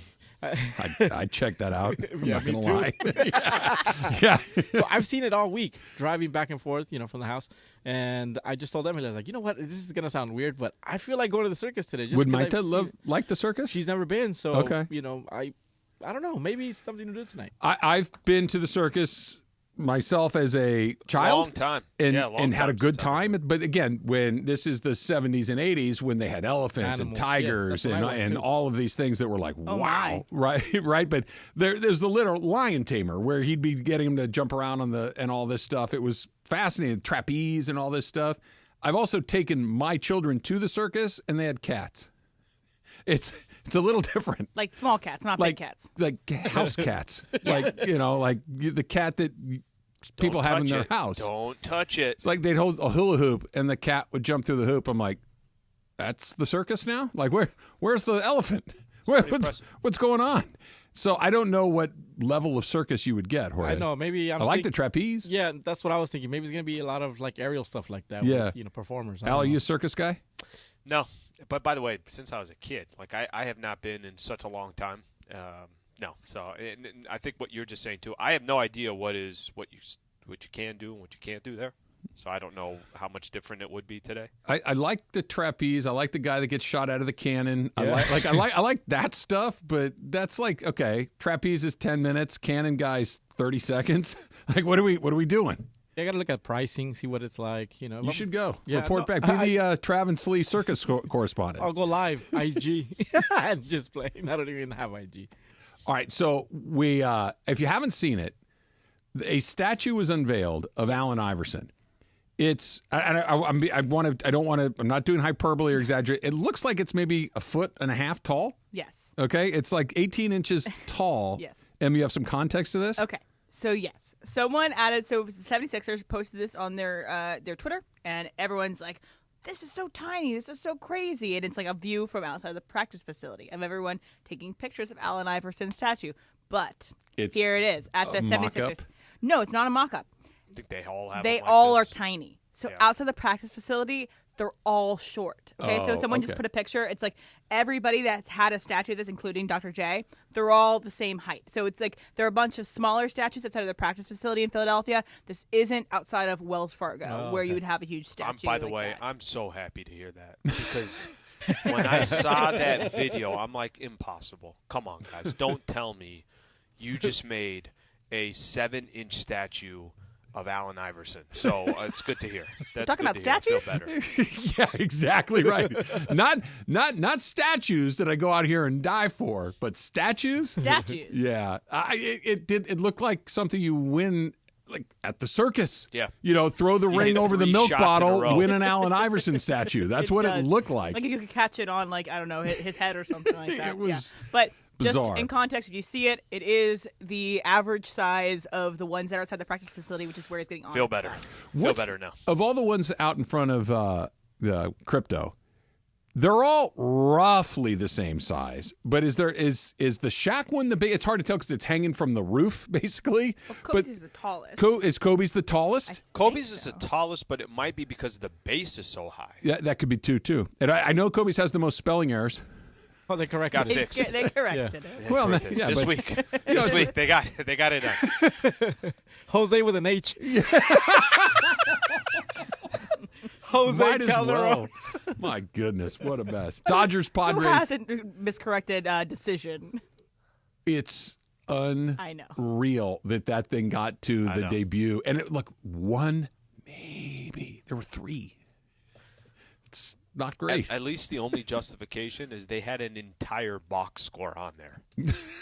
At least. You know what I mean? Like, at least it was an entire box score. You know what's going to end up happening? Somebody's going to go look at it and be like, no, that dude didn't shoot 2 for 9 that day.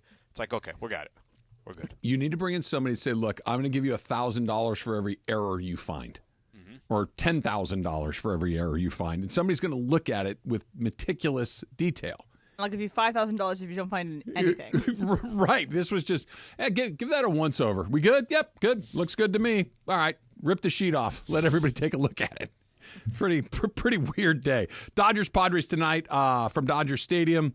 One team, another team. That's okay. Next. Well, T-Raj, I also got got some grades for you as well. I want you to kind of critique the way I have critiqued the Dodgers way too early 15 games. We could do that, too, coming up. Travis and Sliwa, 710 ESPN.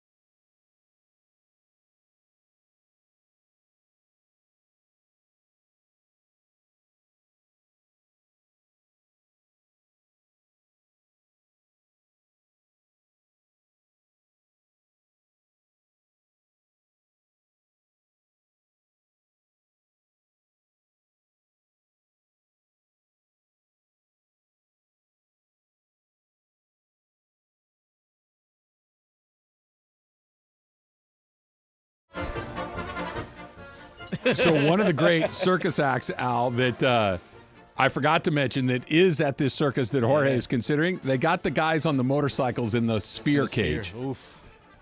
Are you familiar with that? I don't think I am. Okay, No. so they have a giant cage, but it's a sphere. It's not a cube. Okay. And they put multiple dudes on motorcycles inside the sphere cage, and they race them all over the place. Oh, I think I have. You get like up to 6 or 8 guys in there at It's once. At some, nuts. Oh my! Yeah, no, thank you. And Yeah, it's let's- like centripetal force or Yeah, whatever they that go keeps you in one place. Up and around. That's how Homer Simpson saved the day in the Simpsons movie. Is He it had to ride the motorcycle. or centripetal? Centrifugal. Yeah, right. Centripetal is when it brings you closer. Fugal is outside. Oh, yeah. I didn't know there was the opposite. Of course there would be. I never really thought of it. What's the other one? So centripetal Is from brings the you out in, and then centrifugal is from middle out. keeps you out. So We're basically Bill Nye the Science Guy here is what we're doing. We're doing. Might go check this out. Yeah. Oh, you might go check it out. Oh, I thought you were saying check this out like you're going to tell me something. No. Circo Caballero. Scotty Scheffler and Bryson DeChambeau are your second-round leaders at the moment at the Masters, Augusta National Golf Course. They are both at 7 under. Max Homa right behind at 6. Danny Willett, former champion Danny Willett, who I literally have not heard his name since he won the Masters about 10 years ago or so. He's only a couple shots back at 5 under. And Nicholas Hogard is at 4 in 5th place. is DeChambeau still jacked? Yes, but I thought you less. said he lost some weight, right? He did. So both things are true. He is still incredibly thick and muscular and strong and fit, but he looks less like a middle linebacker than he did 2 years ago. Like he showed up, he looked like a defensive tackle in the NFL. People still not like him? Does he still wear Yes. those hats that are dumb? He wears he does not wear the Tam O'Shanter hat anymore. He wears a traditional baseball kind of cap, golf hat. But people still dislike him, yes. And by the way, we and Travis were talking in a break about this. We were both split on whether or not Ryan Fitzpatrick's hat that he was on. He sat down with Laura Rutledge at the Masters, kind of had a conversation about, whatever they had a conversation about. We couldn't hear it. But his hat I thought it looked ridiculous, mostly because So it's like a fedora. it's a fedora, a bright green fedora, but not like lime green. It's like green of the grass. It's quite frank. It's Masters green. It's that color of their jackets, right? That famous jacket that the winner gets to wear. It's that color, and it's a fedora, but he's wearing like a golf shirt and shorts. And it's almost like a woven fedora too. It's not like a flat fedora.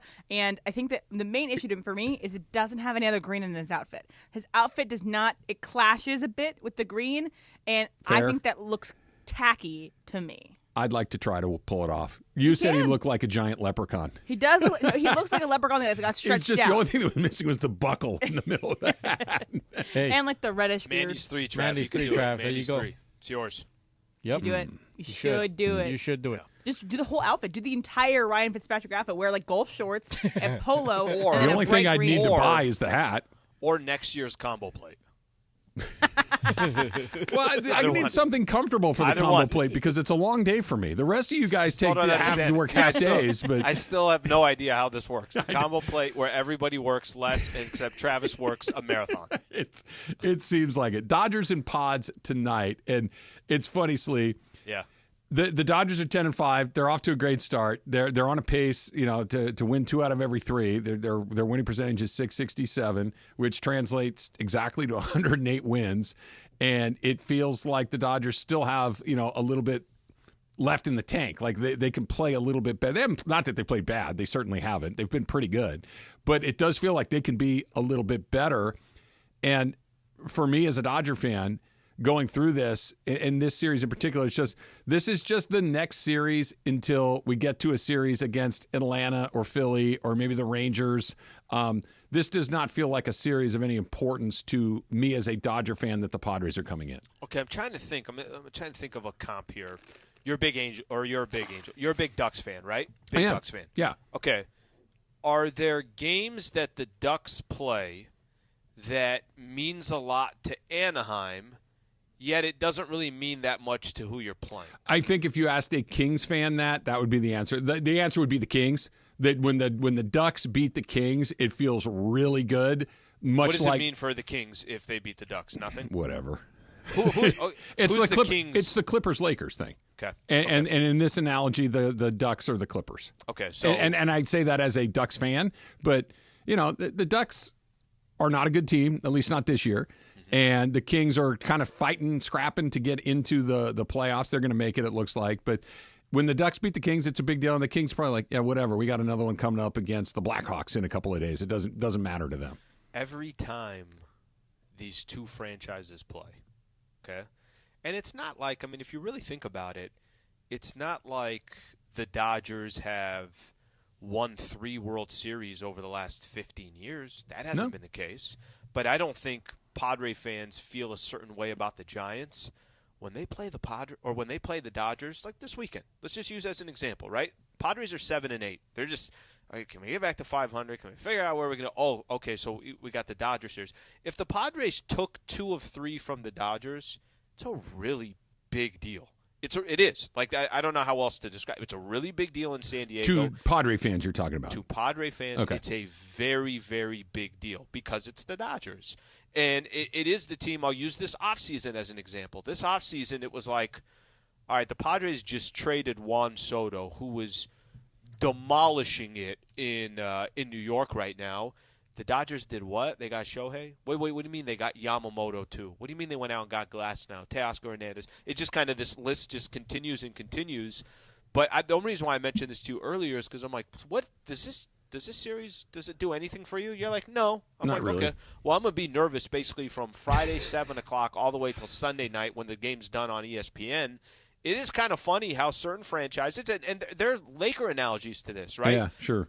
The Suns, the Kings, the Blazers, any of these teams that play the Lakers, they look at it differently than the way I think Lakers that's look at probably right. I think for the Dodgers this season, the Dodgers are going to win the NL West, barring a literal calamity of like biblical proportions. They're 100% going to win the NL West. So the Padres, the Giants, the D-backs, the Rockies, it's like, yeah, whatever. They're not the measuring stick. I think the only series that'll be like, hey, let's see what this looks like when they play Atlanta. when they play the Philly. Philadelphia Phillies, when they play the Rangers, when they play the Astros, when they play the New York Yankees, when they're playing the teams that you think might show up in the World Series or show up in the NLCS or the DS. Like, it's those teams, because the Dodgers could lose all three and it would be weird, but it wouldn't be like, oh, what's going on? It's like, it's baseball. Like, you know what I mean? It's just, at this point in the season, it really is all about the measuring sticks. The Dodgers are going to win their 100 games no matter what this year. There's just, it's a weird feeling, Al. It really is. Like, you're kind of searching for meaningful landmarks along the way. Like, hey, when do you play the Braves? Hey, when do you play the Phillies? And how does that look? Are they healthy? Are we healthy? What's the pitching matchup? Like, that's kind of interesting, because that feels like that at least could be for all the marbles, or at least to get to all the marbles. If the Padres beat the Dodgers in the playoffs, it's going to be because the Dodgers laid another egg. It's not going to be because the Padres all of a sudden like have their number or anything like that. It's going to be because the Dodgers choke. And the only teams that can beat them are the Phillies and the Braves. If it comes down to, both at our best, who's better? It's going to be close. The Padres don't fall into that category. No, they don't. But I think for them, and that's just part of expectations, Sure. It's like, all right, can you make the playoffs and then take your chances from there? So the Diamondbacks, it was, can you make the playoffs? Yeah. Take your chances from there. And I think, there's different categories here. And I think you've said it, that this is the one sport where there is a lot of randomness. That all you got to do more is than win. any other. All you got to do is win three of all you got to do Three is of five, win three 4 in a 7. 5-game set Yeah. or 4 in a 7-game set. And bad teams beat good teams all the time. You know what happened last year? The Oakland A's swept the Atlanta Braves. Is there a better example? The Atlanta Braves were a terrific team. Oakland is dreadful. They swept them. They didn't beat them once. They swept them. Yeah, so, I mean, it is, there's an incredible amount of randomness in all of this, which is kind of bringing me to my next thing. The Dodgers, as I mentioned a second ago, they're 10-5. That's a .667 win percentage. Put that into the machine. It spits out 108 wins exactly. Does anybody, Jorge, Al, do any of you feel like the Dodgers are firing on all cylinders? Like the Dodgers look like the best version of themselves? Okay, can I give you – I'm going to do this kind of categorically here for a quick second, okay? Hitting. Probably is – if I don't think anybody could complain about the Dodgers hitting right now. They shouldn't be. They should not be complaining about their hitting. First in home runs, granted they had, they played a couple more games just because we started the series in Seoul. They only hit one home run in Korea. Second in batting average, second in on-base percentage. They're averaging almost 5.5 runs a game. Any complaints in hitting? So if you're asking me to answer your question, yes. No. But do I think they're performing offensively at their best? Also no. I agree. Yeah. Okay, but that's kind of the point. It's like, wait a minute, you're averaging over 5 runs a game, but you're still in the back of your mind saying, but that's going to get better because this player is going to do this or that player is going to get hot or whatever it is. And to your point about the they lead the National League in home runs, right? Mm-hmm. My nitpick with the Dodgers is Shohei really isn't hitting a lot of home runs. Freddie Freeman really has not hit home runs at the clip that you would expect him to. It's been other guys. Right. It's been other people. So if you're talking about like their hitting, has it been bad? Of course not. They're 10-5 and they're scoring, what did you say, 5.5 runs a game or whatever the number is. But do I think that they're at their A level? No, I think they're like their B+ level. How about their pitching? I would put their pitching level somewhere maybe at a B- so far, with one very large exception, that being Glasnow, who's been phenomenal. So Glasnow's, I think, been the best player so far. And I'm talking about, and this is what I mean by that. What I mean is, if Mookie doesn't play well for a week, there's still so many other bats. Glasnow's got to come in, and he was basically given, okay, I get it. Bobby Miller, unbelievable future ahead of him. Yamamoto, there's a reason why you paid him $300+ million. But didn't you need to have Glasnow? Like, hey, this dude's he's got to deliver. He's been great so far. I mean, as good as any pitcher in all Major League Baseball. So I almost put him in that category of he's been the best player so far because he's been the best player on the pitching staff. I don't think it's even close. I would push back a little bit on the idea that he had to be, because what had to happen is a couple of these guys needed to be phenomenal. And so far, one has been phenomenal. One's been, and Yamamoto's been, it's pretty good, but I'd like it to be better. You know, the other guy that's been like, okay, that's even better than I was hoping. It's Paxton. Like he's just been. Oh, I mean, every time we didn't expect anything from him at all. Really, no. Miller's been under the line. You know, Gavin Stone's been bad. So it's about what you would thought, but you get a little more from Yamamoto, you get a little more from Miller, and all of a sudden it's like, yeah, okay, there's the A version.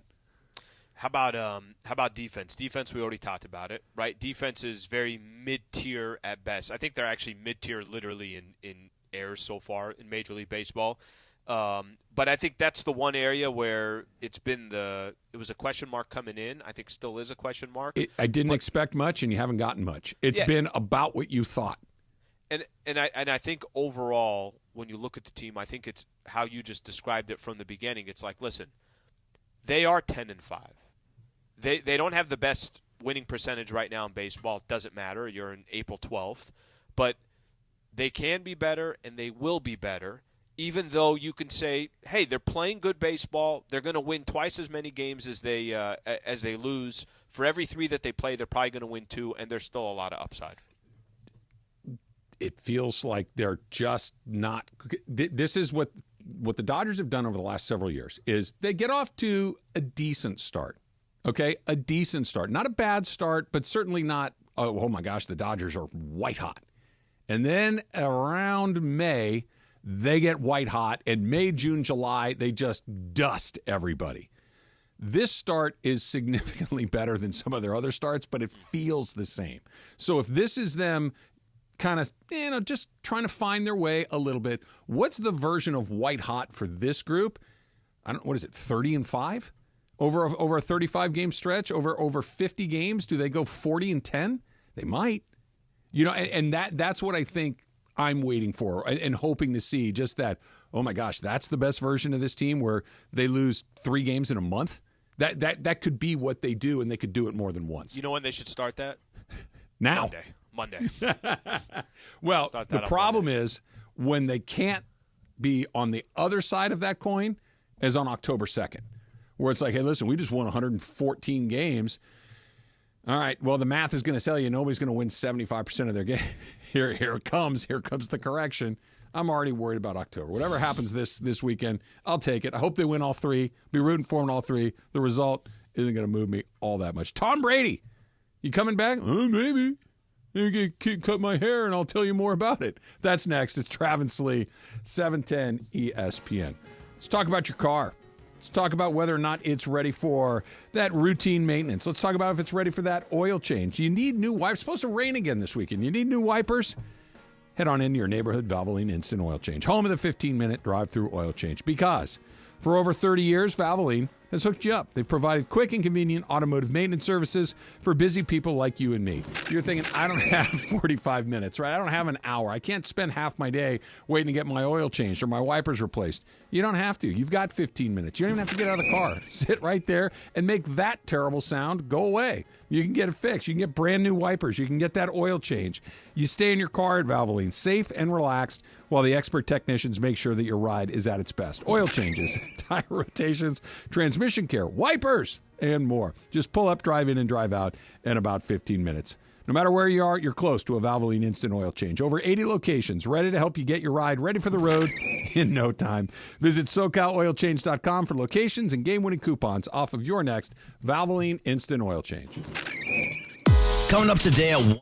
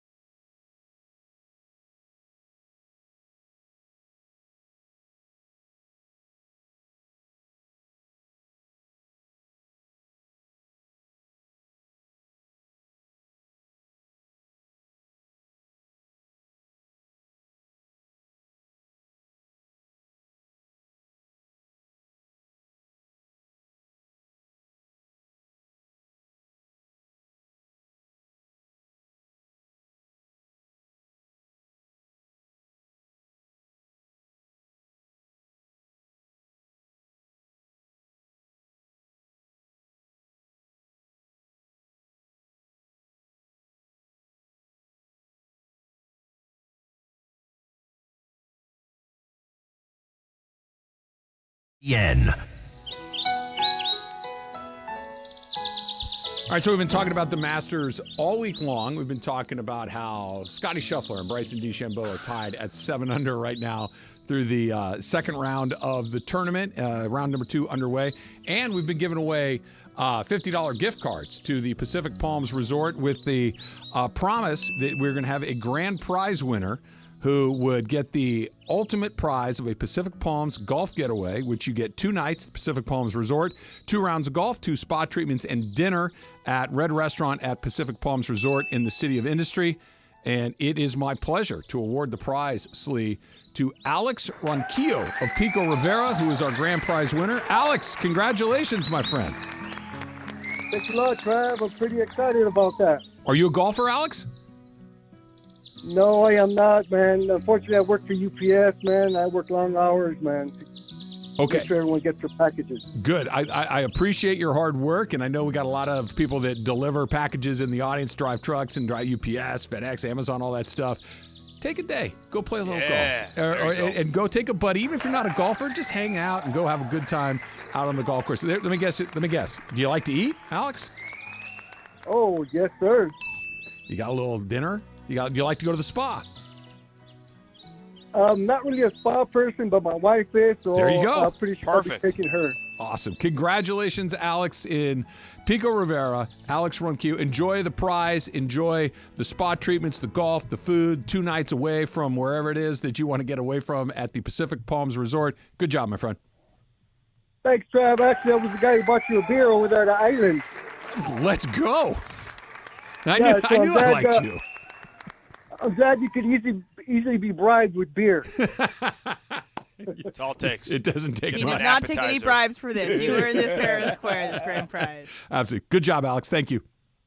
All right, guys. Thanks a lot. You got it. How about Travis, that? I thought with all those questions where you're like, are you a golfer? And you were waiting when he said no. You're like, well, hey, I'm a golfer. What I was hoping. You like the spa? No, I love the spa. Now, I am a golfer, but you know what? I don't have anybody to play with. Well, let me help you with that. I'm available. Right? Let me help you with that. It's a cool spot. Tom Brady was on a podcast and was asked the question if there's any way that he would return to the NFL, and this was his answer.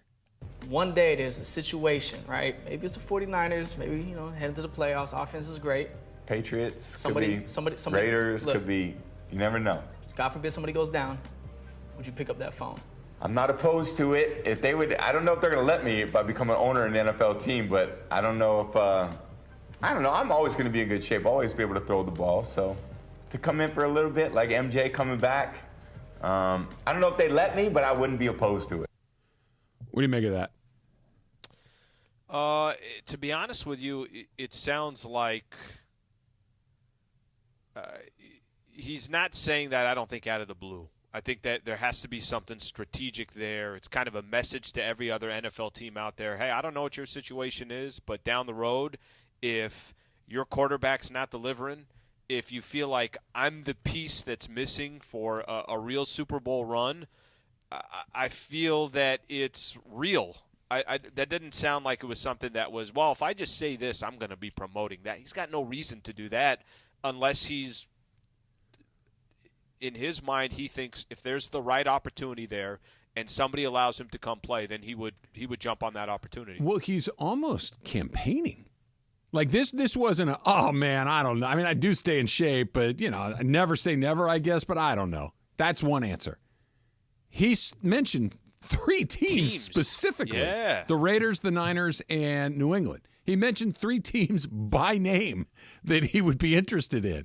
He talked about, hey, look, I'm in shape. I'll always be able to throw the ball. I don't know. Maybe, not going to close the door on anything. That's not a throwaway line.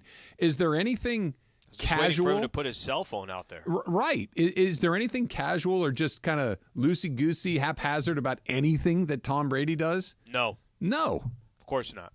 So that was not just oh, look, I was in the barber chair and we were having a good time and I was relaxed and it just kind of came out. That was, well, here are 3 teams that might intrigue me. That was oddly specific. Well, even said Jordan, right? Even used Jordan as an example. Michael coming back when he did. Yeah. His time with the Wizards was great. Well, the question was not. The question is, do we feel that he would actually come did better in back? Space Jam. I don't know if the question was that we could transition to this. Emily, what do you think about Tom Brady coming back? I just need Tom Brady out of my life so badly. But that's the exact reason that he might come back. I know. Is your utter contempt for his presence is his lifeblood. Exactly. Is being present. He feeds off the haters like I Emily. don't know why. I don't know if you could explain. Give me your hatred for Tom Brady. What is it exactly? The origin story, the villain origin story of Tom like Brady. the foundation of it. Yeah. So, I mean, obviously, again, a lot of these happen to be with jealousy. I am very jealous that he faced the team that I cared about a lot growing up, and he won. He won almost every time. He wins all the time. He's gorgeous. He has a gorgeous wife. He has a ton of money. He lives in a beautiful place. He seems like he has wonderful kids. I'm jealous that he has a life that I wish I could have had. So there's that. I'm very, very jealous, and I own up to the jealousy that I have towards Tom Brady. In addition to that, he's winning all of this with a coach that is unlikable, that he also seems almost like smug about winning, and that he's so competitive that like it makes my blood boil, because again, he's so competitive, he's so good, you can't really have anything to go against him with. So there's they're cheating, there's cheating scandals, all that stuff, that they're not totally doing it clean, and that it's with Boston sports. That's Boston sports specifically, with the most annoying fan base known to man, and that they're rubbing in your face all the time. So it's all that put together of his time as a player in Boston with the Patriots. And then he goes to Tampa Bay, wins not immediately. Done. Don't breathe, Travis, also like sucks. you're jumping in. She's not done, okay? And then I was getting ready. And then Adam Schefter retires. Says that he's going to retire, and he starts to stick it to Adam Schefter, just comes back for 1 year and sucks for 1 year. Okay, he didn't suck, but the team wasn't very good. They got eliminated. But just why not just quit when you said you were going to quit? Here's why. You wanted it. Here's why.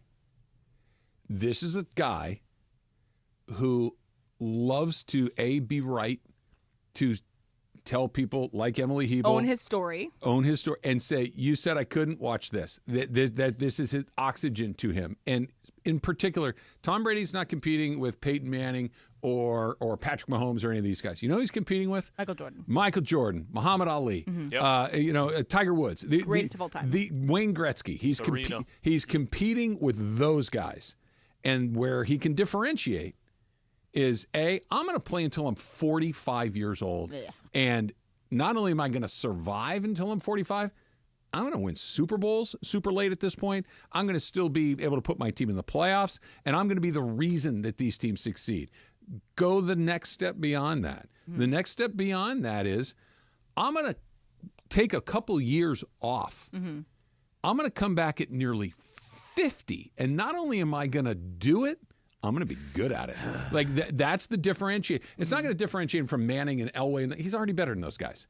But it's different than Jordan. Yes. It's different than Gretzky. LeBron. Use LeBron as an example. LeBron, 21st season. Yeah, but he hasn't left, right? And LeBron's just like Key and these guys. They always told me this: like, as long as I stay in it, I can stay in it. What was so hard is after I'm out of it, it's like, oh my God, there's just no way back on the horse. to get back into it again. It's like the final frontier for one of these guys, and that he was specific. I think he's going to be bored out of his mind calling football games. Whether he's good at it or not, I don't know.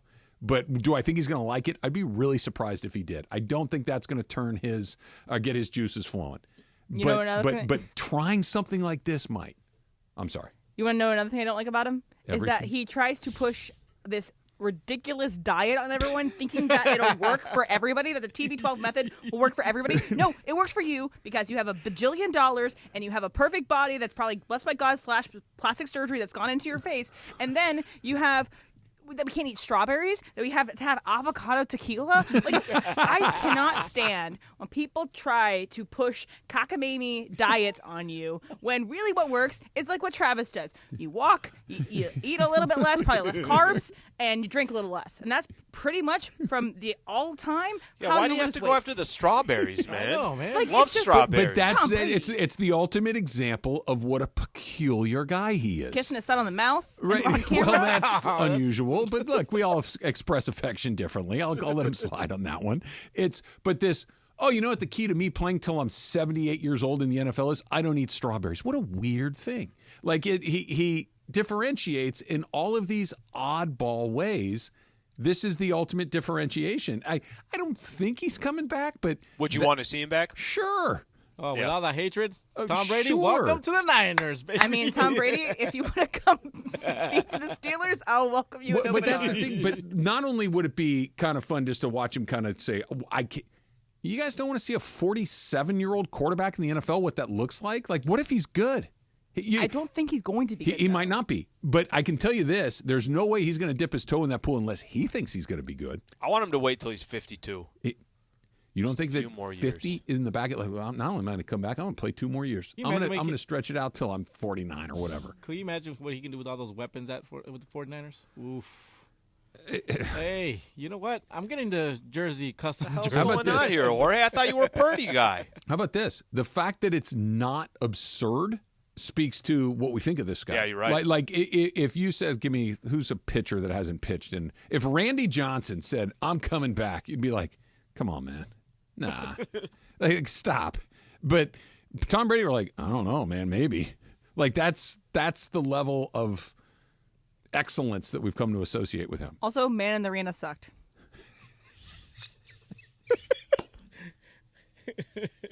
It wasn't great. Yep. What do you think of the Hertz commercials?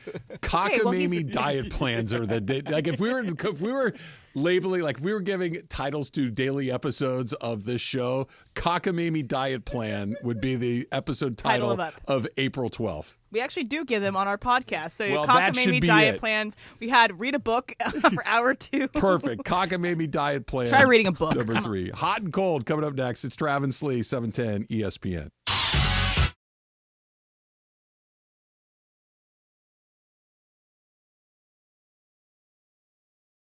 All right, parents, another fun fact for you here from Children's Dental Fun Zone. You got to brush those teeth in a circular motion with your kids. Don't make me sing. You know I love to sing. Don't make me sing. The wheels on the brush go round and round all through my mouth. And while you're brushing, make sure you brush for at least 2 minutes.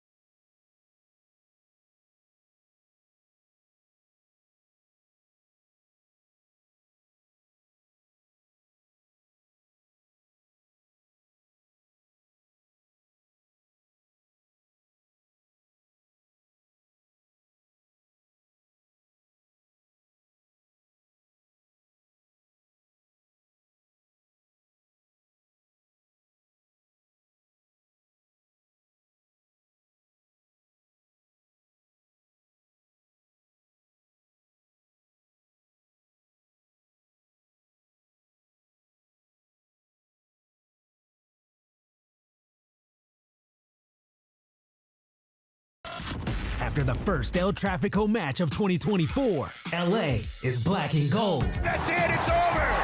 LAFC win and hand the Galaxy their first loss of the year. LA bragging rights belong to LAFC after sending the Galaxy home with a loss. Get in your buses and get out of here. This is BMO Stadium where LAFC stay unbeaten. Next up, LAFC visit Portland Timbers. Coverage begins Saturday at 1 p.m. on 710 ESPN and the ESPN LA app.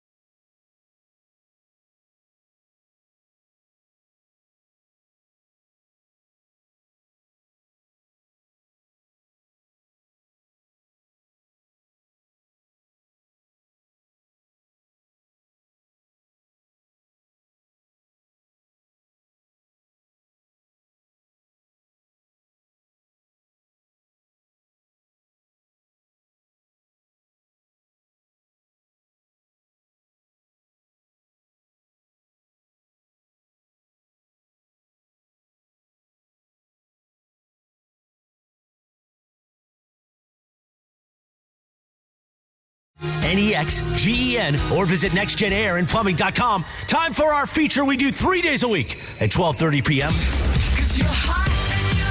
Who's hot? Who's cold? Thanks to NextGen. Boy, time for Who's Hot, Who's Cold. Take it away, Producer M. All right, guys. Who's hot is Tyson Chicken.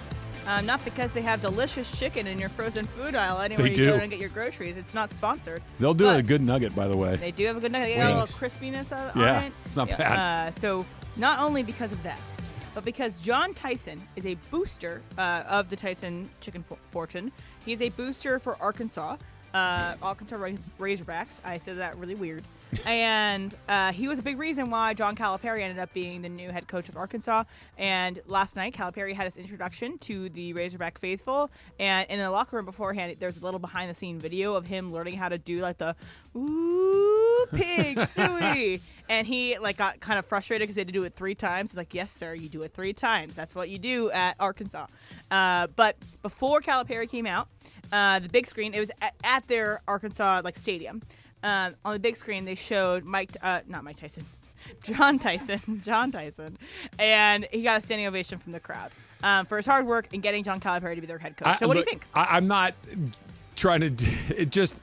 This is so on the nose that I can't even tell you that the Tyson Chicken magnet is the savior of the local basketball team is in Arkansas. Is just too perfect.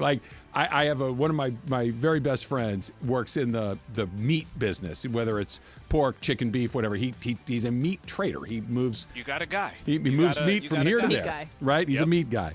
And he goes to Arkansas all the time because a huge chunk of his business is the chicken business. And he says, you don't understand. These chicken people in Arkansas, they're like warlords. They are in charge. They're in charge of everything. They run the whole place. They're super powerful people. And I'm like, that's the most Arkansas thing I've ever heard in my life. So when I heard this, I'm like, perfect. Again, I'm sure he's a wonderful guy. Only thing more Arkansas is if a Walton was involved as well. So the chicken guy and the Walton. Okay, exactly. Al, what do you think? I think listen, every industry has this titan, right? Whatever industry it is, you always have one that's just on top. At least if you told me tomorrow that Tyson was moving their headquarters because the president, CEO, and owner of the company went to San Diego State University and wants to help the San Diego State basketball booster program, I'm all in. Whatever we got to do. If I got to rock a Tyson logo for the rest of my life. But I think it's kind of the biggest corporate. Funny. What is who? I know the Navy is in San Diego. That's a big naval city. But is there a corporation that is closely identified with San Diego? Qualcomm. Okay, Qualcomm. That feels right. It's techie, it's cutting edge, it's all it's San Diego. It's okay, Tyson Chicken in Arkansas is just on the money. It's true. It's just perfect. Yeah, it's like if there a big ham factory in Virginia. Well, there is the Boar's Head. There's a Boar's Head is over there. Love a good Boar's Head sandwich. Okay, I think I mentioned this to you before that my sorority had a formal at the Boar's Head Resort. There's a resort called the Boar's Head Resort. It's actually a very nice resort. It has a golf course and everything like that. But it's made by Boar's Head. The money from Boar's Head, and they have great sandwiches there. All right, so what's cold is the beer that Travis Kelsey was chugging as he crossed the stage at Cincinnati. So Travis Kelsey is a Cincinnati alum, now officially a Cincinnati alum. He went back to kind of do a New Heights podcast. He did a live New Heights podcast with his brother and some guests at the arena at Cincinnati. And then he ended up walking and he finished his degree and ended up walking at his graduation. He shook his hands with the dean and then proceeded to chug an entirety of a beer and then took a picture with the rest of the people there. No Taylor Swift sighting at the Cincinnati graduation. She should have delivered the commencement address. Should have. She did it at NYU. She's done it once before. All right. But one, Travis, have you seen the photo or video? Do you think you could beat Travis Kelsey? And 2, is this appropriate for a 34-year-old to do as he crosses the stage at his graduation? Okay, hypocrisy alert coming. Be ready. I haven't seen the video, so I don't know if I could beat him or not.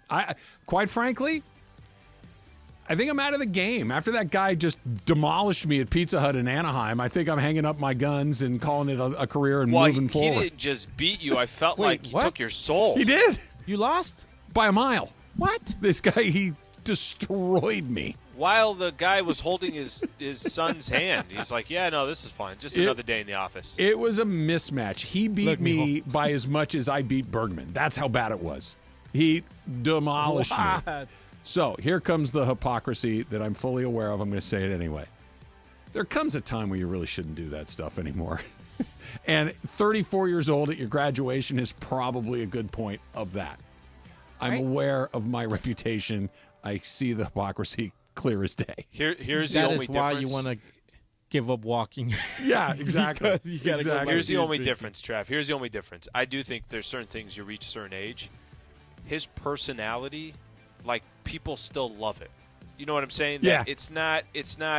I'll use, who was it? Will Ferrell that was DJing at his son's fraternity house. Like, there's certain personalities that everybody's like, oh, no, this guy, he can do whatever the hell he wants. That might end at some point. I don't think it's done yet for Kelsey. Well, I don't either. And there is, okay, I'm going to go back on what I just said and try to unwind the hypocrisy of it all. Travis Kelsey has a brand that fits. Yeah. So do I. You know what I mean? Like, me being able to chug a beer fast fits me. It fits. Go Gauchos. Go Gauchos. I like to have a good time. I'll drink a few beers. I'll hang out. I'll do something. Ole. There you go. All of that. So if it's on brand, yeah. But there's also a point of, like, yeah, you should probably stop doing that, dude. Also, I think I'm out of the game. I think I'm retired. Another thing about this story. So put yourself again in Travis Kelsey's shoes.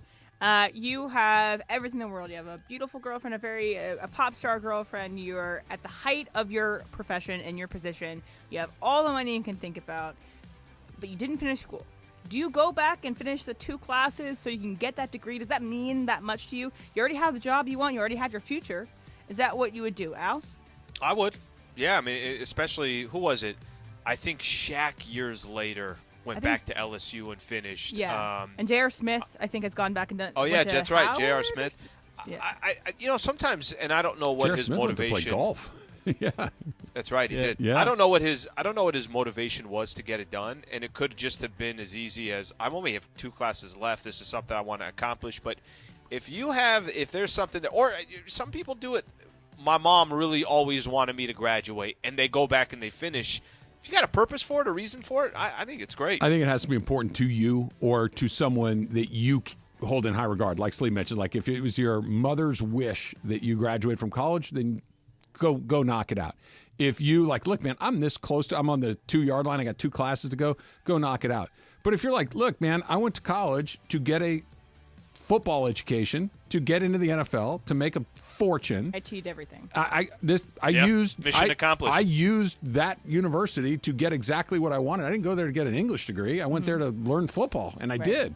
Then no. Yeah. It's whatever's important to you. There's also another wrinkle. I don't know if you guys read the Kim Mulkey article in the Washington Post, but the reason why for so long Brittany Griner's number was not retired at Baylor was because Brittany did not graduate from Baylor. She did not finish her career, finish out her degree. So Kim Mulkey had a whole thing. If you don't finish your degree at Baylor, your jersey is not retired at Baylor. So I don't think that's the same thing at Cincinnati. But again, that's another reason why someone might want to go back and do it. Brittany Griner's jersey was retired this past year, even though she didn't finish it. I understand the impulse to make that a threshold to get your number retired. I understand what they're going for, but there are so many problems with that. They're just I get it. You want to encourage academics. You want to encourage scholarly behavior. I get it.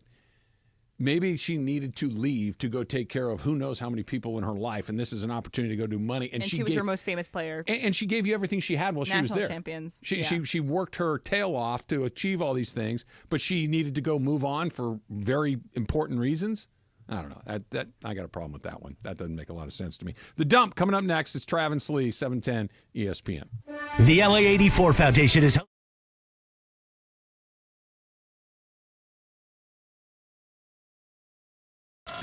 After the first El Trafico match of 2024, LA is black and gold. That's it, it's over.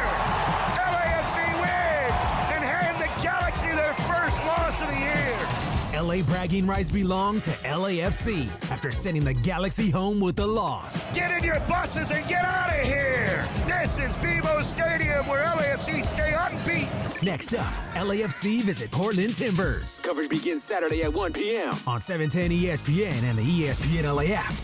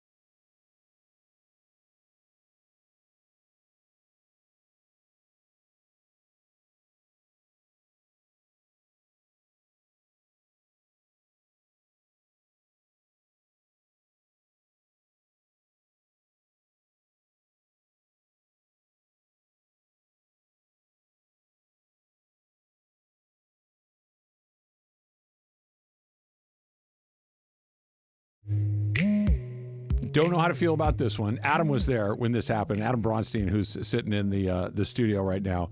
We took a ride up in the elevator this morning, Slee, and Alex downstairs was in the elevator with us. Great guy. Alex is part of the security team here at LA Live. I'm a huge fan of his. He told me that I remind him of Al Bundy. Ed O'Neill turned 78 years old today. Oh, jeez. He will play Donald Sterling later this year. Yeah, I don't know how I feel about that one. Okay, well, look, there's a couple ways to look at it. I think it was Big E that put this out on Twitter. Ed O'Neill's birthday, and I think that's what you're referring to, right? Yep. 78 years old. Yep. He did score 4 touchdowns in a high school game at Polk High. And I think you can't forget that. Now, I have a feeling Alex is not talking about that. I don't think that's what he's referring to. But I just want you to know if he does remind you of that, at least there was a pretty successful career in one game in high school. Let me ask you guys a question. I think I have established a reputation as being somebody that's willing to be the butt of the joke occasionally. Sure. I'm okay with it. I really am. I don't mind teasing myself about the fact that I have a gray beard, that I'm going bald, that I carry a little extra weight. Okay, I'm fine. I'm good. I don't like it when people tell me I look like somebody that's 78 years old. Okay, yeah, I mean, that was a it's little. pretty that was much a your little age. extra. Earlier today, I said you're 2 years away from 80.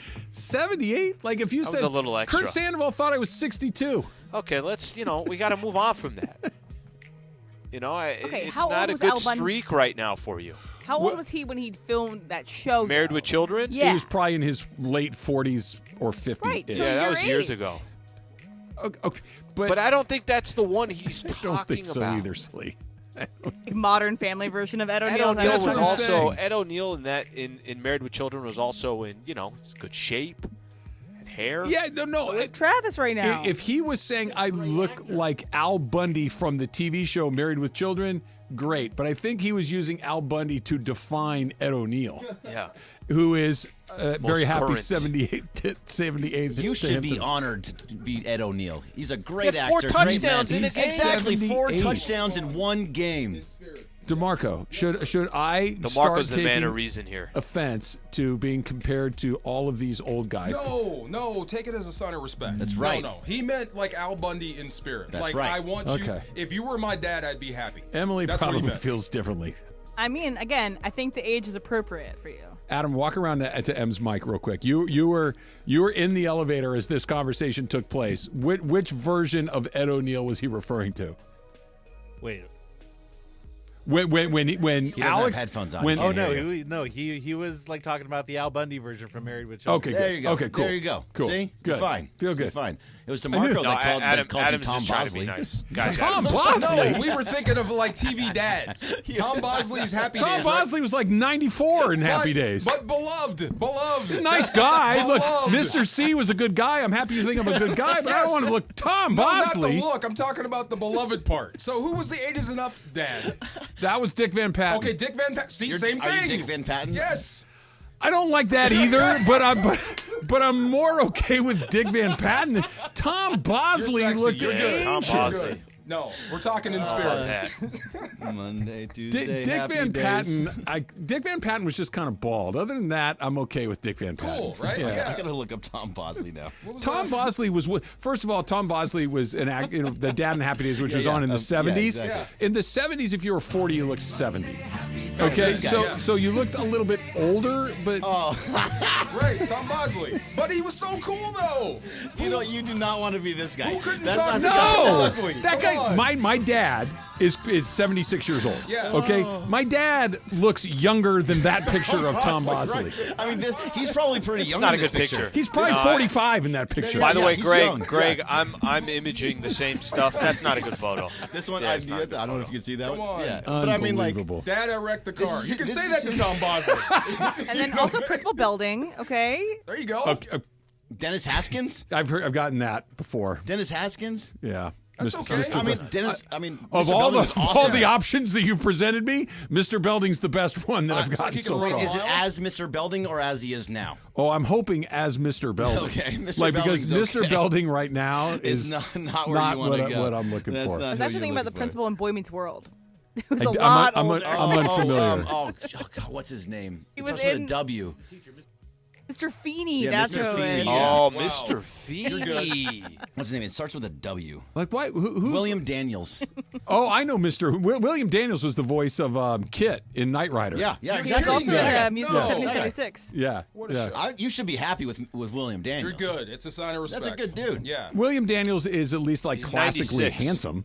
Yeah. But he had a little bit of an You accent. guys are mean. Right. See? You guys are mean. Who was Meathead from All in the Family? God, you go far back. Oh, or Rob Reiner. Okay, so if he said you remind me of Rob Reiner or Meathead, I'll take it. no, you wouldn't. You'd Rob be mad Reiner? at that. Rob Reiner's hilarious. Meathead in All in the Family Yeah. looked 30. He But you're looked talking- age appropriate. Like he- Rob Reiner now I don't want. But he was a bonehead, see? But I'm okay. Like, I'd rather be called stupid and normal looking than, hey, you're a really nice guy, but you look 25 years older than you actually are. Wow. What was that? That's the dry windshield. Oh, my God. Wow. They can fix it, Valvoline instant oil change. Yes, you absolutely can. All right, let's do a little Supercross talk. KSPN AM 710 Los Angeles. KRDC AM 1110 Pasadena, Los Angeles. K256CX 99.1 FM Pasadena, Los Angeles. It's the greatest segment in LA sports radio history. Oh my God.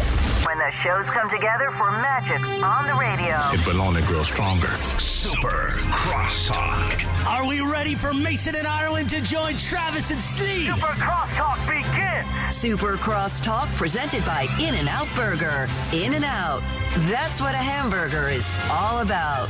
It's time for Super Crosstalk. So Out of the way. I couldn't see the TV above my head. DeMarco, you just went, oh my gosh. Zion is huge. That's Oh, a Zion's big a dude. big boy. That's a big boy. Dude. Yeah. Oh, my God. Imagine he's a big boy and he lost like 25 pounds. Just get out of the way. Get out of Okay, here's what's funny. There's certain angles with him where I'm like, okay, you know what? Maybe he looks kind of in shape. There's other angles. Like, that looks it's like not, James That's Harden. not good. Okay, that's actually going to lead me into something. Trav, DeMarco, we need your help here. Trav has been on a mission here, and it's because of you.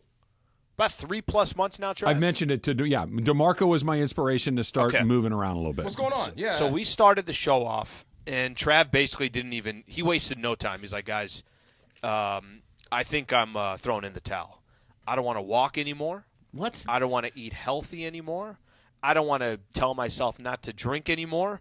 So, DeMarco, I'm gonna kind of put this on your shoulders. Yeah? I'm gonna put this on your shoulders here because you kind of got him into it, and now you got to keep him on it. We tried giving him some positive affirmations. You're not jumping off the. So, Al's, The boat on- Al's are you? characterization of that, I would say, is 95% accurate. 95. 95. Okay.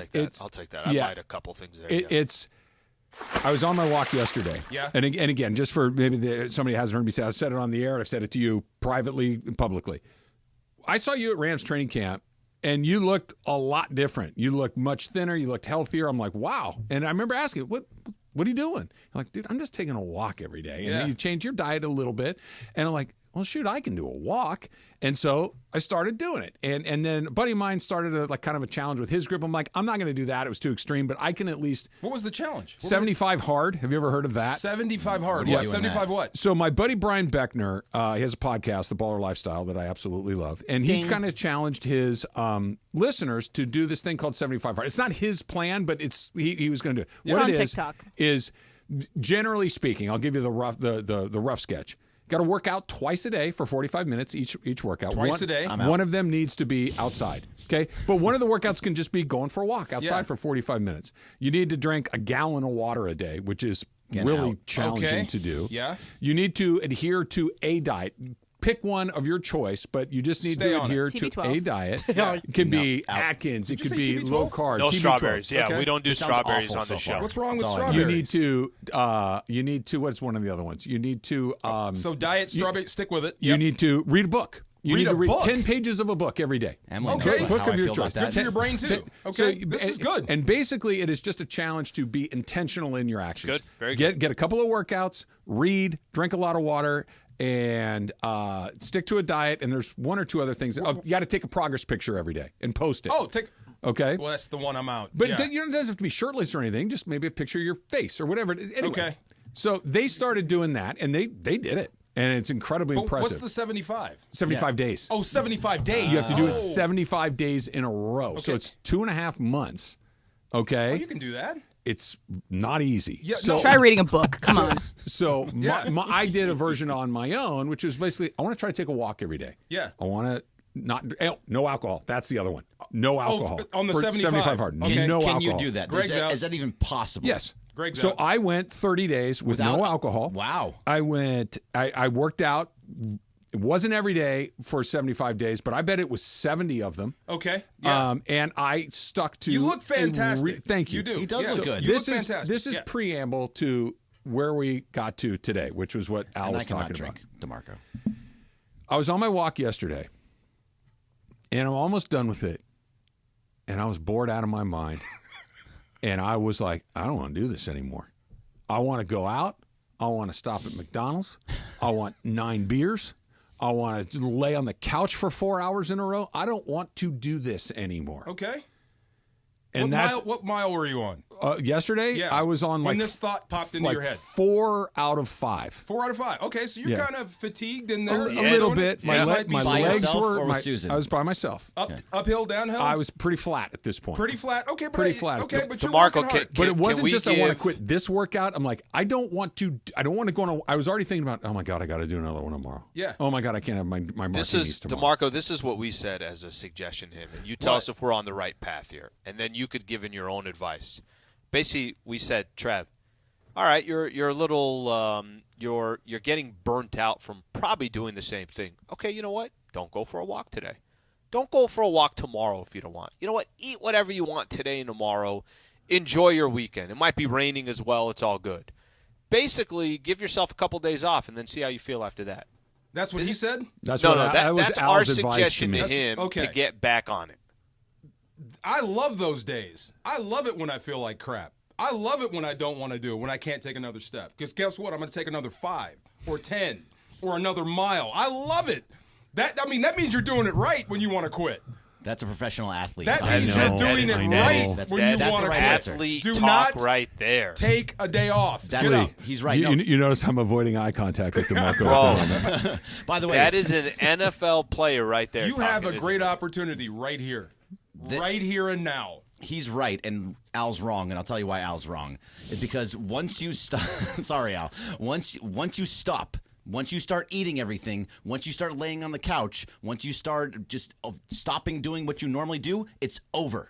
You're not going to do it again. Don't give in. You're right. I am not. I don't have a dimmer switch on my habits. Right. I don't. Yeah. It's either on or it's off. I'm with you. I do the same thing. And my habits at the moment are on. They're good. Stick with it. Keep just going. keep going. I'm doing a really good job. I really want to turn it off. No. I can't dim it like this. We'll do it. Take a couple of days. You're right, Al. It's the right thing to do. And all of these is accurate, true advice. I don't have a dimmer switch on this. It's on or off, and my finger's on the damn switch, and I want to throw it down. All I see right now on the YouTube, it says, that's what a hamburger's all about. Full meal. That's it. Full meal on the They corner want you to quit. there. See? 6 seconds on the clock. When was the last time you drank? Oh no! So I have been. You're back on drinking. You're drinking again. But far less. Far less. Not a little bit less. Yeah. Way less. Good for you. That's good. Yeah. Way good. less. Good for when you. I make it last night, go out to dinner. It's like 1 drink instead of 4. Yes, exactly. That's the right way to do it. And occasionally none. Yes. Whereas before, none was never was never an option on a Friday or Saturday. It's also never. Don't eat your whole meal and then some of Susan's. Just eat yours. Yes. Last night we go to Michael, my youngest son Michael and I, we go out to grab a bite. And we went to a bar, kind of a restaurant by our house. And Michael gets burger and fries and all this stuff. And I ordered a piece of salmon and double broccoli. Look at you. Awesome. And I'm thinking, and as I'm eating it, but as I'm eating it, I'm like, this sucks, man. This sucks. No, it's great. Come on. No, it's good for you. We're doing this. You're going to last another We're going to look great 10 in years September. after your F78. When we open, when Rams football kicks off and we're outdoors, we're going to look great.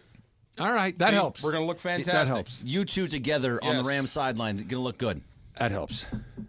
I don't know if it's I don't know if it's going to get me to the finish line, Slee, but it does help. All right. We'll see. It's good pep talk there from DeMarco. It is. Well, it's kind of it's a good one. It's a little scary too. No, come on. You know what it is. It is. That's come on. professional athlete speak. Come on. You listen to that. This is serious. He's 6 right. seconds on the clock in a Super Bowl. Steve McNair, Eddie George behind him. I am gassed. I want to quit, but you can't. You cannot take a backward step. You wouldn't want me to be Mike Jones in this situation. Yes, I would. You're there. You're Tom Bosley. Tom Bosley will always be there. It looks like he's going to score. I'm just happy. I'm just going to let him in. Come on. He's not going down on the two. Come on. Yeah, I don't want to talk about Tom Bosley anymore. Like it's Tom bad Bosley's a enough. great example. It's bad enough that the producer of my talk show is always finding a way to call me old. I don't need my colleagues, my friends, my coworkers, my peers saying Tom Bosley. Why do you always make him feel bad for age? What? Well, look at him. Do you have fun with that? Look at him. She's throwing bombs today is basically what happened. Yeah, Says, I don't read. Today. You're Tom Bosley. You're old. She is absolutely on with it today. She told you to read a book, and the answer to me was, not well, knowing look if at I it. read or not, I borrowed a book from her. I didn't. It took me a long time. Hey, it got read. Did it get read? True. There you go. Did it get read? Wow. Careful out there. You thinking 75 hard, DeMarco?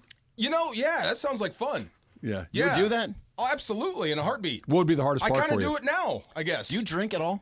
Oh, yeah. But, Okay. I mean, Yeah, that's gone. Certain days, though. But I mean, if like I said today, to you, like tonight, I'm going out with my brother, but that's it. You got to go 2.5 months. So 2.5 months from right now, it's the rest of April, May. You can have a drink till the 4th of July. That doesn't. It's easy. Yeah, that's easy. Yeah. Okay. I could go a gallon year of without water drinking. a day. Yeah. That's a lot, by the way. That's a lot. I have to measure it as long as I can do it. Like if it's out, You get like a gallon water. yeah, and drink it all and done. Yeah, I can it's do a it. lot. Yeah, you are roughly my age. Yeah. And not to be.